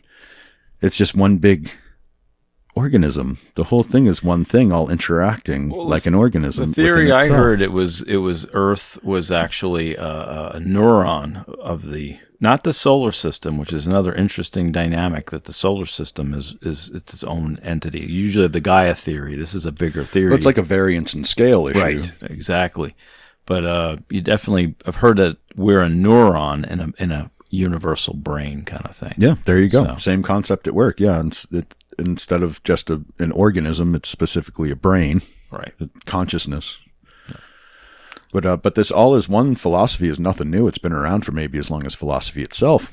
Right. And right here seems like a piece in the puzzle proof for that theorem, at least to me. What do you think of that, Moz, from the philosophical standpoint? I know, it's deep stuff. Am I onto something there, or is that just way off base? I mean, again, it's not, I didn't come up with that theory. It's long pre-existing. Plenty of people connect it to this, but to me, it really does become... The solar system as organism I don't hear as often, I'm sure. I'm sure that, like I said, it's just a scale issue. Right. That there's something to that piece of it, and where the mitochondria of Earth is the mitochondria of the cell called our solar system, and is it a neuron? Is it, like which part do we play? Right. It's interesting. As far as life on Earth here goes, in the end, this all leads to a rather undeniable conclusion. Here's another quick excerpt from our Cosmic Ancestry in the Stars that I believe sums it up nicely. Do you want to put this bow on it for us, Moz? It is reasonable to infer that the same impacting comets also delivered the first life to our planet in the form of bacteria and viruses. Thereafter, the addition of viruses from comets expanded the genome of evolving life on Earth in the manner we have already discussed. One dramatic event, 540 million years ago, the Cambrian explosion of multicellular life is now known to have brought essentially all the genes that were needed to generate the entire range of evolutionary development witnessed in the record of life on Earth. We now know the impacts of asteroids and comets on planets laden with life can not only cause extinctions of species, but can also splash back into space life-laden material that can reach neighboring planets. We can argue that Darwinian-style evolution occurred not on any one planet such as Earth, but was spread over innumerable habitats in the grandest possible cosmic setting. The entire galaxy, our Milky Way system, can therefore be regarded as one single gigantic connected biosphere. It follows that life of all the types and forms known on Earth, ranging from bacteria to plants, animals, and even intelligent life, must, to a high degree of probability, be all pervasive. This is now not just a theory, but an inescapable fact. So we went from crazy theory we just talked about to inescapable fact. I like when scientists tell me I'm right. There you go. There you go. Because that's or you what validate them, really. Right. Well, that was my whole thing. I led us up to that, but there you go, right there. It basically Douglas Adams. They see our solar system, the Milky Way, the galaxy, as well as our solar system, and it's a variance in scale, but each one is its own organic life system. So why don't we just have kids read Douglas Adams and then they graduate and go on with their lives? We really should. I think he tells you everything you need to know about existence. Yeah. There is one more thing that we have to discuss. Marvin, the depressed robot. He'd be a great co-host for this podcast. There goes Jeremy again. On and on. He would hate us so much. It would be so much fun. But all they're doing is rebroadcasting things said from 70 years ago, thinking it's their own ideas. It took him 3 months to write something I could have done in a nanosecond. Sad humans. These humans, what a waste of time. All right, anywho, so there's one more thing we got to get to bring this all full circle before we get into the closing theories and segments of our own. You ready, Moz? Ready. This part creeps me out. I bring you back now to a concept discussed in the previous episode, part 1 of this saga. Mr. William Burroughs' theory of the unrecognized virus. Language. Words. This is the concept that human language, specifically the word, is a virus that came from outer space and infected mankind. The theory says that we do not recognize the word as a virus because it has achieved such perfect symbiotic control of the communication centers of our brain. Most looked upon the unrecognized virus theory as the ravings of a madman. And it is hard to deny that Mr. Burroughs was a madman, heroin addict, wife killer, writer of Naked Lunch, etc. But he was also an undeniable genius in his madman sort of way. Either way, his unrecognized virus was brushed aside by science as the fever dream of a tripped-out beatnik. Because he kind of was a tripped-out beatnik at the time. It's true. That is, until Dr. Wickramasinghe came around. Let's hear about viruses in our brains. This is from our cosmic ancestry in the stars. On a much shorter timescale, retroviruses are responsible for ongoing gene regulation, the switching on and off of genes. Very recently, it has been discovered that some retroviral DNA came to be integrated in the regions of the human genome that regulate genes in the brain, and may even have a role to play in intelligence in the emergence of Homo sapiens sapiens. Perhaps the greatest insight into the evolution of language has come from work on the FOXP2 gene, based on studies of a London-based family by Simon Fisher and his colleagues at the University of Oxford in 2001. And now this from said paper by Simon Fisher and colleagues. To keep it trimmed, it's a bunch of little excerpts spliced together like a highlight reel.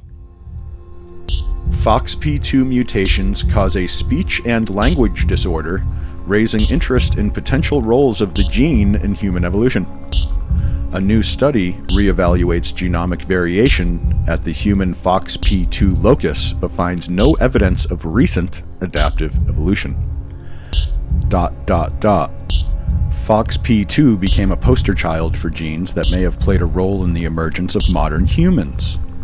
Now, more than 15 years later, Atkinson and colleagues perform a thorough investigation of modern human FOXP2 variation, taking advantage of genome sequences available from diverse populations across the world. These new analyses provide no support for recent selection, overturning prior conclusions. ... Dozens of cases of distinct independent mutations have been identified, confirming that inactivation of one FOXP2 copy can profoundly derail speech development, while general cognitive skills are less affected. ... Curiously, FOXP2 is ancient history. The gene is found in similar form in rodents, birds, reptiles, and fish, among others.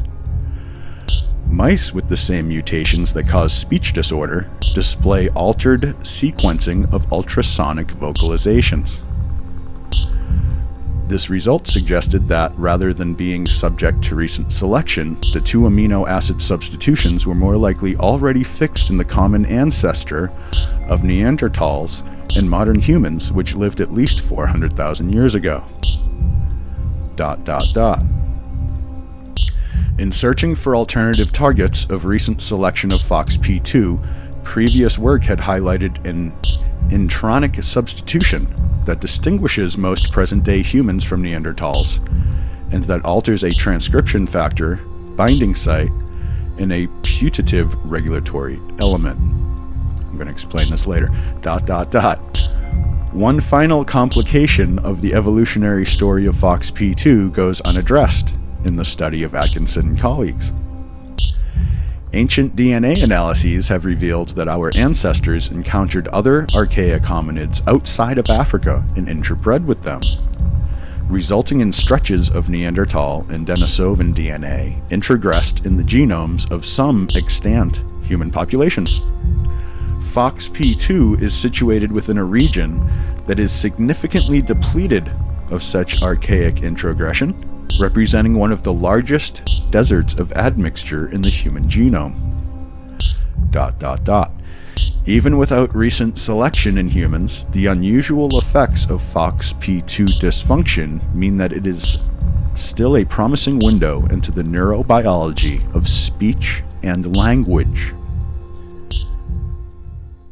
So the FOXP2 gene, in short, seems to be responsible for, or at least very much in regulatory control of, our language and speech centers. So it does sound like language software. So you have things that are equally as intelligent, but they don't have the language software. So they just kind of stare at you like, what is this guy? What's this guy gibbering at? Yeah, it is present in all species tested: mice, monkeys, Neanderthal, and ourselves, and everything in between, which means Pinky in the Brain and Mickey Mouse. When it came, it was ubiquitous. Yeah. But we as Homo sapiens sapiens, we were best adapted to this new mutation of the RNA. It seems that a Neanderthal had it to some degree, but its effects seem less pronounced there. And this was a horizontal move? This was the jumping gene? This is back to that? popped into everything at once. Right. It is also in chimpanzees, but in an apparently somewhat dormant state. And we know it affects the vocalizations in mice when mutated from the mouse norm. Looks like the FOXP2 gene is where our words come from, Moz. Yeah. You want to venture a guess as to where the FOXP2 gene comes from? Fox News headquarters. The Kitsian. We talk about the Japanese fox shapeshifter. I'm going to have you answer this. I'm going to have you answer this for us, Moz. Let's start the answer with this passage from our cosmic Ancestry in the Stars. If you would please, Moz. A crucial turning point in the fortunes of Earth, as well as of humans, may have occurred about 50,000 years ago when Homo sapiens sapiens suddenly acquired a set of genes, including the FOXP2 gene, that enabled them to use words and develop language. This crucial development enabled us to transmit ideas, engage in discourses, and ultimately discover and accumulate knowledge and experience, leading to science and modern technology. From this moment onward, Homo sapiens sapiens abandoned the energy limited way of life and began to consume more and more energy, vastly more than was required for basic maintenance. The invention of language led to the invention of money, the most powerful tool of man, since it is directly tied to greed. See, it sounds like you're pre-Weticoing me on this. This is a Wetico thing. Well, what I'm getting at, the FOXP2 gene, from which we seemingly get our words, is a recent mutation of global RNA that occurred just 50,000 years or so ago. Yeah. Long after our branch of the life tree split from other species who have this gene. Mm-hmm. And it is also part of that 5 to 8% of your DNA that is not human in origin, but a permanent mark left on our genetic makeup by some sort of virus, retroviral DNA. Yeah. It appears the gene that gave us words may have originated as an extraterrestrial virus. What do you know about that, Moz? I have a thought. Maybe this is my aho guano. The von Neumann probes. If you look at what a virus looks like, it looks like a little craft that's like if you actually look at the structure of a virus, it looks like something landing on a planet that's doing shit. These are little viruses are von Neumann probes. It looks like a Mars lander. Yeah. There's my aho guano. Well, yeah, that's the thing though, right? Yeah. Well, let's get to that because this actually concludes our presentation portion of the saga and begins our personal theory section. I just did mine. I'm done. I just jumped ahead. Yeah, you totally jumped ahead. And von Neumann probed you. Ouch.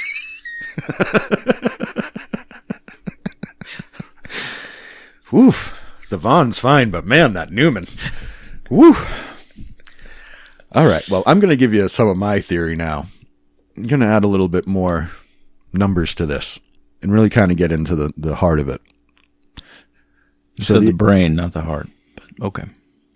The brain of it. The Wernicke-Broca area of the brain, language center. So my theory goes like this. The experts in the field calculate the possibility of panspermia to be very rare. Specifically, they calculate the odds at being 10 to the negative 5th power individually for Earth to have been seeded in this way. Not often. Pretty slim percentages, right? But with the vast number of planets in the galaxy, the odds basically line up to be 10 to the 5th out of 10 to the 9th. So occasionally. This essentially means that although quite rare in a galaxy populated with so many celestial bodies, odds are the panspermia will happen at some points in the evolution of the galaxy. Specifically, somewhere around 10 to the 5th time, which is 100,000 times. So although it is a very small number for the whole of the cosmos, it does mean that it will happen at times. But if this is the primary way of seeding, it's why we can't contact anyone because of vast distances and they're always at different periods. My question is, could Earth be one of those rare cases of somewhere around 100,000 out of essentially infinity? This could potentially tie a lot of theoretical loose ends together in the way you're talking about. This could explain the lack of abundance of life and why we can't find any other advanced civilizations out there. And it could go a long way to explain how we got here. It would also mean we should find signs of microlife in other parts of the solar system. Much like the fossilized bacteria we already found in Earth-impacting meteorites we officially determined to be pieces of Mars. But going beyond that, could we spread our seed? Oh, we can. This is what this all brings me to. I'll bet, Yossi. Could we spread our seed through straight DNA transfer if we advance far enough? And was that how we got here to begin with? It sounds boring, though. Is there really any other way to look at it when we pretty much know that everything here came from something else? We are stardust. We are golden. We are spinning out of control on this crazy little blue marble in some lost little corner of a seemingly infinite expanse of mostly nothingness sprinkled with majestic celestial bodies, each unique in quality, color, and design. And all we can do is sit here and be awed by it and dream of someday probing its depths ourselves. Nope, that was just that panspermia exchange you were talking about. It's over. It's over, honey. But was it good for you? But the more we learn about the infinite nothingness into which we scream for some sign that we are not alone, the more we learn that even if we aren't alone, we will never know what other life may be out there, yearning back at us for some sign that they too were not alone. Through the eons of creation, all life feels a desperate longing to understand that which it can never know. It's a good thing we have our hyperdimensional Tesseractian crafted visitors we talked about in episode 6 and 7, some other places along the way here, Moss. It sounds like the end of an X-File you just did there. Right? Nicely done. Oh, it was very Muldery there, wasn't it? It was a little Mulder. A Mulder soliloquy. Yeah. Then we have the infamous von Neumann probes that you like to poke me with so much. We discussed those in those same previous episodes. TMI. It's really kind of the scariest way to get panspermiated at is those von Neumann probes. Yeah, as we discussed earlier with my joke. Yeah, there you go. But regardless of what you think of my diatribe there are a couple of direct questions that remain. Firstly, is there life just floating around out there, just waiting for another place to seed to come rolling around? And when it rolls our way, how much can it actually affect us at a time? And more importantly, is there a central source of these strands of life data? And if so, is it aware of what it has been doing for the last 13 billion some odd years? I have a thought. Okay. This goes back to your probe episodes. Something's waiting, knowing that a planet is going to cross its path. Oumuamua. But the probe could actually be just stationary, filled with things that are going to dandelion. And then as we go into it, that's what happens. Did we talk about that? You're stepping on one of my segments upcoming. So right. I'm going to ignore you for the moment. Okay. And we're going to talk about that in a few minutes. But the stationary piece, it's cool because you could just wait there. You know it's going to be there. Yeah. You've done the calculations. The LSR. Yeah, the LSR. Okay. Yeah, the local standard of rest or whatever that stands for. Yeah. That's all the Oumuamua stuff from back in the probe series I did. Yeah. Yep. But you have that covered in things you want to, panspermiate. We're going to talk about that in a minute here, actually, in the segments upcoming. But for now, I was leading up to what is now my main theory. This is my main theory that I'm building out of all this. And I don't know if I like it. We were built one little piece of information at a time. We are slowly improved over time with what is essentially code updates. Virus RNA that affects mutation, like we've been talking about. Malware detected. Yeah, and sometimes something is missing a bit, and it messes up for a while. That's when it turns bad on us. Sometimes there is a purposeful culling of the herd. It just wants to kill a bunch of us off to strengthen the ones that are left or whatever. And we today all know how ugly of a thing that can be. But so as to not go too deep down into the dark parts of our minds here, let me ask you a direct question here, Moss. Are you as disturbed as I am at how often my episodes bring me to seeing simulation theory hiding behind everything, just like you find shaman hiding behind everything? So the simulation theory, though, being, there's something interacting. explain, I guess in a way, explain for the simulation piece.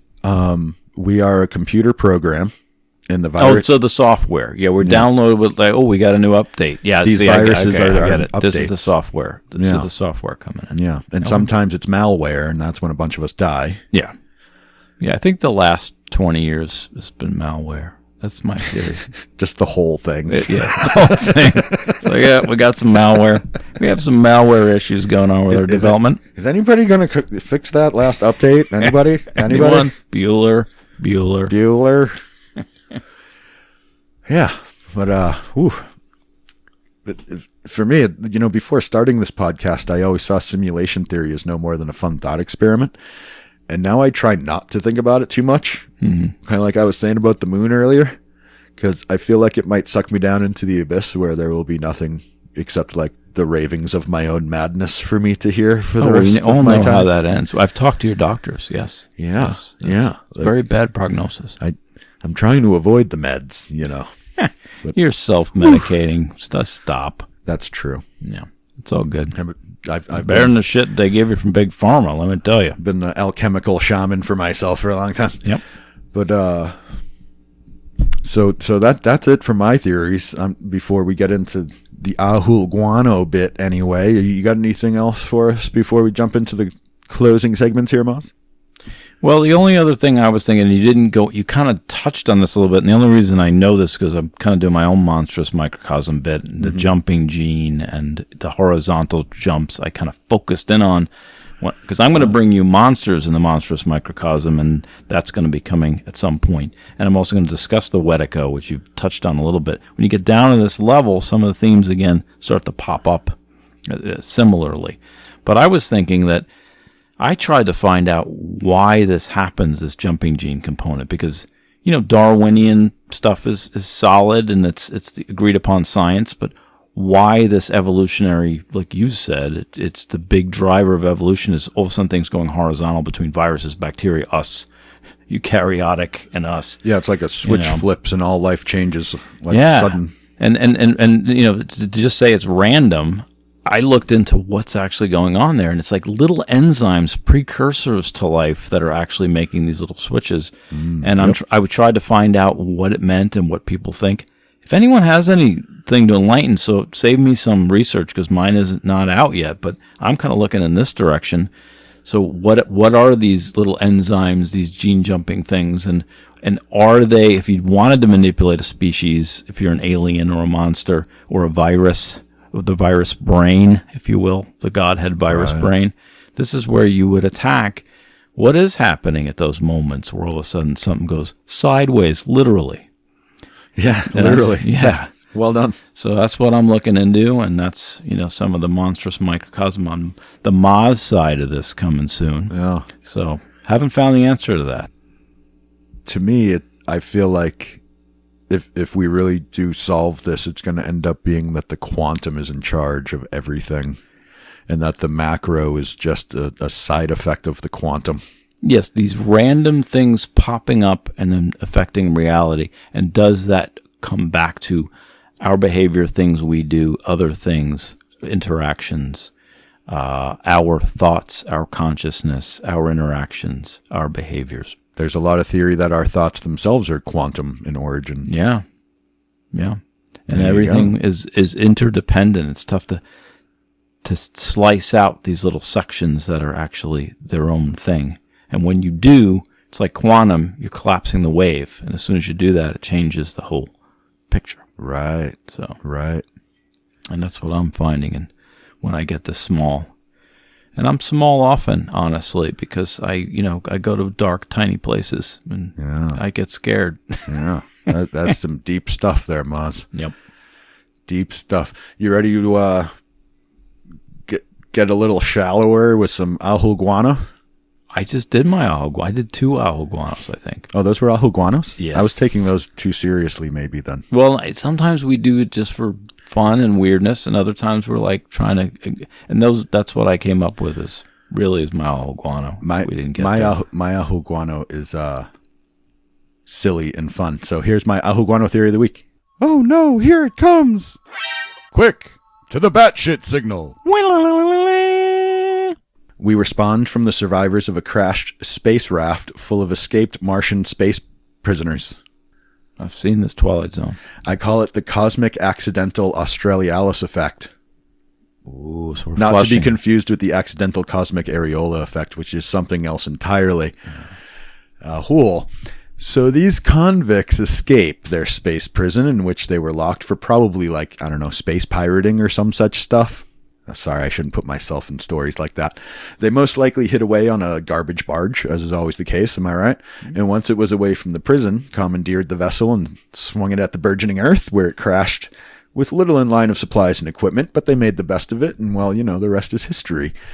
And here we all are today, just on the brink of preparing to get back into the space pirating game.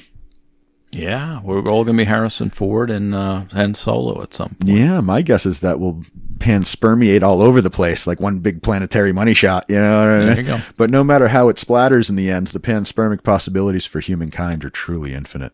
Wow. Dang. You knew I wasn't going to let you off that easy, Moss. No, you had to just, do that. And you already gave us your guano, so I guess did. it's time to jump into Sir Richard Scully Muggle Skeptics Review. You're full of crap, and that's the nicest thing that I can say. Should settle us down a little bit.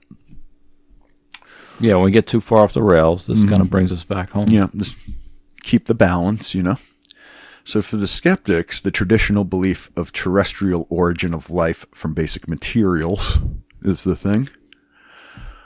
I don't think anyone denies the concept of pseudo-panspermia. It's well proven at this point that we and everything else came from stardust and all that. So technically, everything is from outer space. One piece of ground us in the Scully Muggles can all stand on together is that everything here came from somewhere else. That's basically what I'm saying.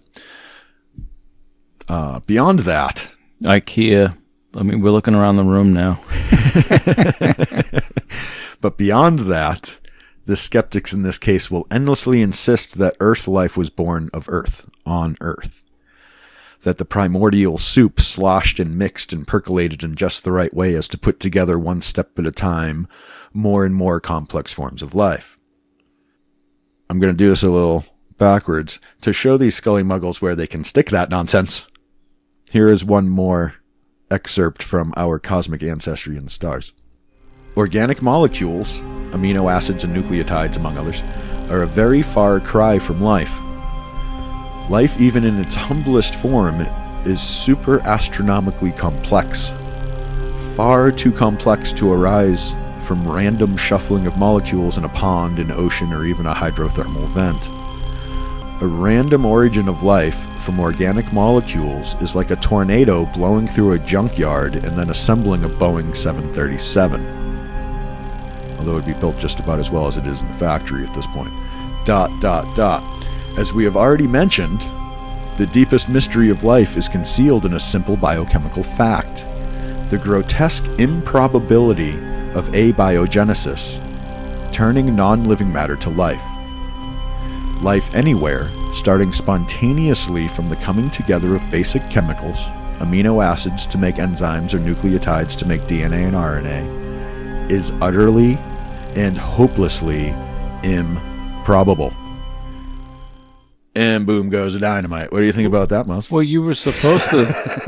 This was the Scully Muggle side of it. Scully doesn't agree with you at all, Mulder. You moldered the Scully Muggle. You're trying to break every segment we have. That's what you're doing with the Bruce Willis thing with the... I can't give any volition to them arguing the fact that, statistically speaking, life spontaneously occurring like that is like you can win the lottery 3 times in a row before that's going to happen. Yeah, I've heard the math is not conducive. That it's insanely against. And these big jumps, and again, jumping genes, and again, Darwinianism, which I said, 90% of it I agree with. It's established science, but why do we go back to the beginning of that and say it's random?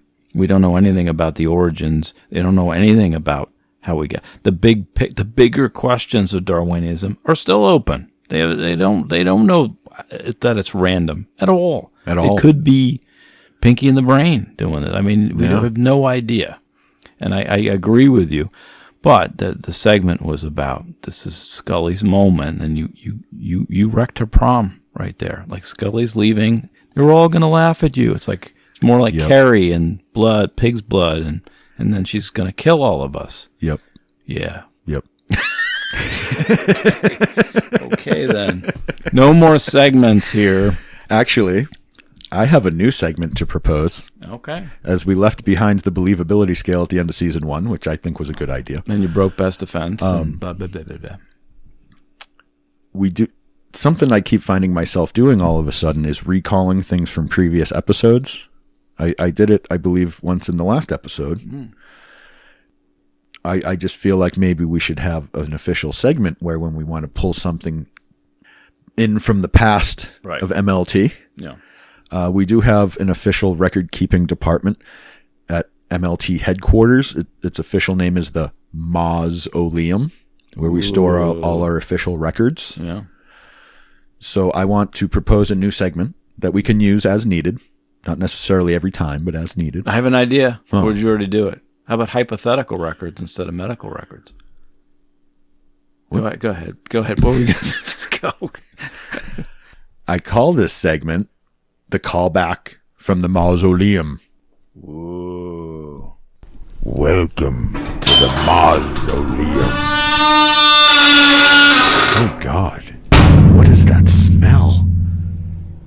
There's the bumper for you. We have enough back episodes now that, I didn't hear anything. You never do. It's weird how you never hear that. It's weird.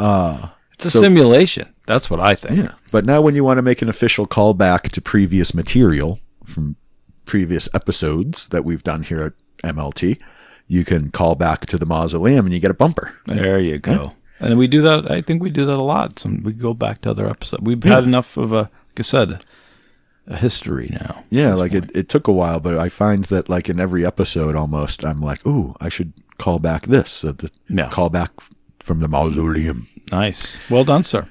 Okay. I approve of this message. So for this week's call back to the Mausoleum, I wanted to look back real quick at the meat of my arc last season, which was my 4-episode saga on potential alien probes. That's the 14, 15, 20, and 21 episodes I keep talking about. And specifically, the potential probe that drew the most attention in that series, Oumuamua. This is what you were talking about earlier. Jason Momoa. The following is from episode 15 of Monster Lore Tour. Nice. A draft paper by a Harvard scientist and the head of the Pentagon's UFO office has raised the idea an alien mothership could be in the solar system sending out tiny probes dubbed dandelion seeds to explore the planets within. Could an alien mothership be hovering around the solar system sending out tiny probes to explore planets? According to a Harvard scientist and a Pentagon official, it's possible. In a draft paper, the pair said it is feasible an extraterrestrial spaceship could be in our galactic neighborhood, exploring the region by the means of dandelion seeds, small spacecraft that can gather and send back information similar to the way humans send out spacecraft to explore planets. We now have a different concern regarding this dandelion seed hypothesis. What am I going to say here, Maz? I'm more worried about Project Roundup, where they just use some kind of weed killer on us. Oh, dude, that's scarier than this.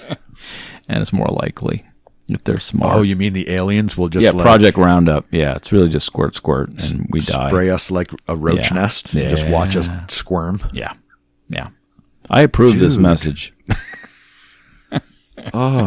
That's... Wow. Well, I don't want other life forms to suffer, but I didn't even consider that part. They just come in like an exterminator and just spray us down. But you just did this bit, and mine is different. I did this. It's stationary, and it goes into it. It was a variation of what you actually did. If you remember, Oumuamua, we couldn't trace it back to its origin. That was because it wasn't an LRS though. LSR, local standard of rest. Yeah. When it entered our solar system, it was just sitting there. It was at LSR. It wasn't moving in relation. So we are talking about the same thing. Yeah, because 2I Borisov, we were able to track back to its point of origin because it had that trajectory coming into the system. Right. Oumuamua was at LS. It was just sitting there after, and it was only once our solar system swung in with its gravity that it got sucked into the sun's gravity well and came in and spun through our solar So system. we had the same idea, and I did not know that. Correct. You were spot on, actually. You were totally spot on with what you were doing there. But yeah, it was like a seeder just sitting there waiting for something to come through, and once it started moving, it could drop the seed. Right. But to me, it's like, Avi Loeb and his cohorts all look at it like, oh, they were probing us, like we probe other planets and stuff. What if it wasn't probes? What if it was seeds of life? What if it was these viral RNA strands and these different fungi and bacteria? And then we'll be able to talk to them because they're downloading the right software. Right. What if that was an update for us? Like once our system hit that point, it needed that update to, continue. Oh, it's the Melnorax. But that maybe that's how our system continues our evolution. Every once in a while, something like that flies by with some new seeds that And then steer we the new all program. need the new cell phone. I know how this works. Yeah. It's the galactic version of the new iPhone. Yeah. Except we all get it whether we like it or not. That's the same with this, honestly. Ah, boy. Yep. Man, I'm really freaked out right now. I'm even more freaked out than I thought I was. Because gonna the be. Roundup thing? Yeah, you really freaked me out, man. Yeah. I don't know, man. Project Roundup sounds pretty good about now. Squirt. What a bad way to die, though. I don't want to die by poison. I'd much rather explode. Well, maybe they do it nicely. I'd rather see the giant bolide collision than get sprayed with Maybe poison. it's Project Kevorkian. It's really nice. You see rainbows and bunnies and glitter and stuff. I could really go for the H.G. Wells version in the days of the Oh comet. yeah, the comet tail and that stuff. And then you think you have these visions. Yeah. Leaps us into a utopia Yeah. evolutionarily. Instead of setting us back, it puts us way ahead. So we think. That was a little vague. Well, at that's the end. dream. But it was so lack of specifics. It seemed more like a simulation. Oh, see, it all goes back to simulation theory every time. Now I see what you mean. All right, let's wrap this up with a little Wolfman Puck scripted culinary corner. Your entree, sir. Smells good. All right, so we ate the blob in episode 15. I don't Terrible know idea. if you remember that. That's when you used it as a dipping sauce for Dr. Manhattan's Rocky Mountain Bet Spheres. You remember that? Sounds like something I would say. It was one of our better Wolfman Pucks, actually. Yeah. To this day, episode 15 stands as one of the best. It was truly a work of monstrous culinary genius there, Moss. It really was. Bravo. But my point is, we can't do the blob again. The blob would have made sense, but we already used it. Yeah. So for my basket ingredient this week, I present the giant Tesseractian tardigrade from the Discovery. Wow. From the series. Star Trek Discovery, Okay. the ship Yeah. Now I'm with Discovery. you. Yeah. You haven't seen this yet. I can tell by the look on your face. Yeah. Moss We hasn't. talked about that. I hadn't seen it yet. So essentially, Which is now of paramount importance. Sorry. I see what you did there. Yeah. I only have Way to name drop. I have pre-Hulu in my house. Yeah, there you go. Well, we'll watch it next time you make it to the Flagstaff HQ. Essentially, the Discovery has a quantum drive that allows them to the 0-point energy jump from one point in space to another instantaneously, regardless of how far apart they are. Mm-hmm. They do this with a giant hyperdimensional tardigrade. Picture a water bear the size of a polar bear. Gotcha. But it's hyperdimensional. Mm-hmm. It's tied in to the underlying mycelial network that ties the entire universe together. Mm-hmm. And it is upon that mycelial network that the ship jumps from point to point. Right. They're finding these streams. That's the essence of it. In the cosmic. There are such rivers of dark matter and whatnot. There's more going on like here now. The ley lines on Earth. Yeah, there's more of that in the galaxy, again, in the universe. Yeah. Variance in scale, man. Yeah. Variance in scale in all things. Yeah. So that's the essence of the creature we'll be serving today. Okay, a tardigrade. It's a bit tricky. And again, as I said, if you do have ideas from earlier of something else you'd like to serve, there's no real rules here. Mm-hmm. But Would you like to go first here, Moss? Yeah, because I didn't know we were even doing this, and I thought, why aren't we doing Wolfman Puck? I just didn't give it to you because I didn't want you to see what I was doing. Okay. That's usually are kinder with what you share with me, and that's okay. Yeah. I did think of the beer, so I'm going to start there, because that's the only thing I thought of. The And beer? while I said, yes. I'm going to serve whatever the heck I'm cooking with Outer Darkness, which is from Deschutes. It's like this really dark imperial stout kind of thing, because anything we serve right now should be from the Outer Darkness. Yeah. So, That's a good call. yeah. It's a good call. Yep. And I think what I'm going to do is pour a little bit. I'm going to, normally spilling a beer is like a party foul. But in this case, someone hits your elbow, a little bit beer spills on your plate, and all of a sudden, this little, this BIOS dehydrated water bear just explodes on your plate and devours you. This is the peeps in the microwave thing again. Yeah. Yeah. But then it eats you because we're going to get rounded up. So this Wolfman Puck, you become the entree. So instead of feeding the cryptids the tardigrade is feeding on us. Right. Ooh, I like that. Yeah. So it has a long journey to go across space, and we're just at least going to help it away. If nothing else, mankind did something for these creatures to make it to other worlds. I think it's something. It's a worthy important sacrifice to give yourself to the hyperdimensional tardigrade that connects the universe. Yeah. Yes. And they could be God. We saw Star Trek V and we're all really confused. Could be like that.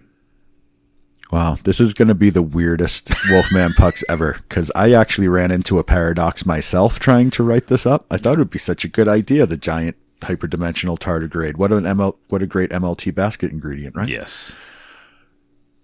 But I ran into a snag. Mm-hmm. You see, there's no way for us to possibly kill and eat a truck-sized hyperdimensional tardigrade without first evolving through the implementation of many viral strands of RNA and DNA, I would think, into a hyperdimensional being ourselves. So what I'm going to do is send out a mission of the world's best evil scientists. The non-evil ones probably won't work with me on this one, to find me a virus that will super fast evolve me into a hyperdimensional energy being, which will give me the ability to properly dispatch the truck-sized hyperdimensional tardigrade. Ooh. But of course, at this point, I will be a far more highly evolved being, so I won't have any need to do so. Kill the tardigrade, I mean. You can at that point, at that level of consciousness, you can't kill. But we're back to Dr. Manhattan here is where we're at. Yeah. It seems this whole thing has just caused a hyperdimensional culinary paradox from which no one can escape, and I'm pretty sure the universe is going to implode soon. So do you have any last words, Moss? That is the shittiest dinner party ever. Yeah. Yeah. It's like the restaurant at the end of the universe, except when the universe ends, you don't get to avoid the cataclysm. It's like a murder mystery, except there's just murder. There's no mystery about it. No mystery whatsoever. You're all just gonna die. You're all just Isn't it funny though? We actually came to the same conclusion that as soon as this hyperdimensional tetra say it again for me. Tesseractian. This Tesseractian water bear appears. There's a problem in having that as a basket ingredient. Reality immediately. Reality came apart on us. But we could climb into it and maybe go somewhere else. We tried to eat the Tesseractian water bear that holds the universe together, and reality came apart. But reality came apart when we tried to eat it. But what if that's just the Uber driver taking a nice restaurant? Where are you going, sir? And then all of a sudden the tardigrade just, takes you and your family. You climb into it, takes you and your family to like a nice, Wendy's or something. Is that how you get to the restaurant at the end of the universe? Hyperdimensional tardigrade? See, Douglas that actually Adams. makes a lot of sense. 2 words. If you're proving the educational system of this country, 2 words, Douglas Adams. Wow. Yeah. Wow. On that note, that wraps up the Panspermia saga. I don't know what my brain's doing right now, but I don't trust it to do much more. So let's get out of here. If you haven't yet, please hit those happy little fun buttons, whatever platform you're on. Don't forget to check out our Patreon, patreon.com/monsterlore tour. It's just $1 a month, pennies a day. And yeah, that'll do it. Anything to add or subvert before we go, Moss? What could we? Seriously, what else is there at that point, right?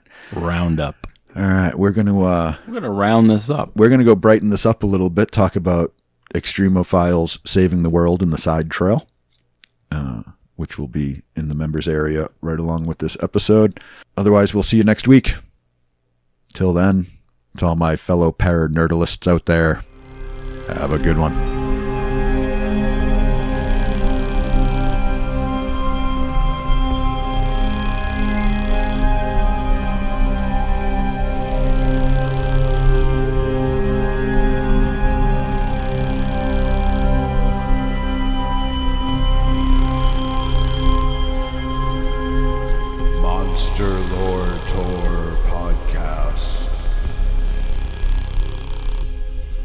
I've stopped using oil of Olay. You stop cutting your own hair. I'm not going to stop cutting my own hair.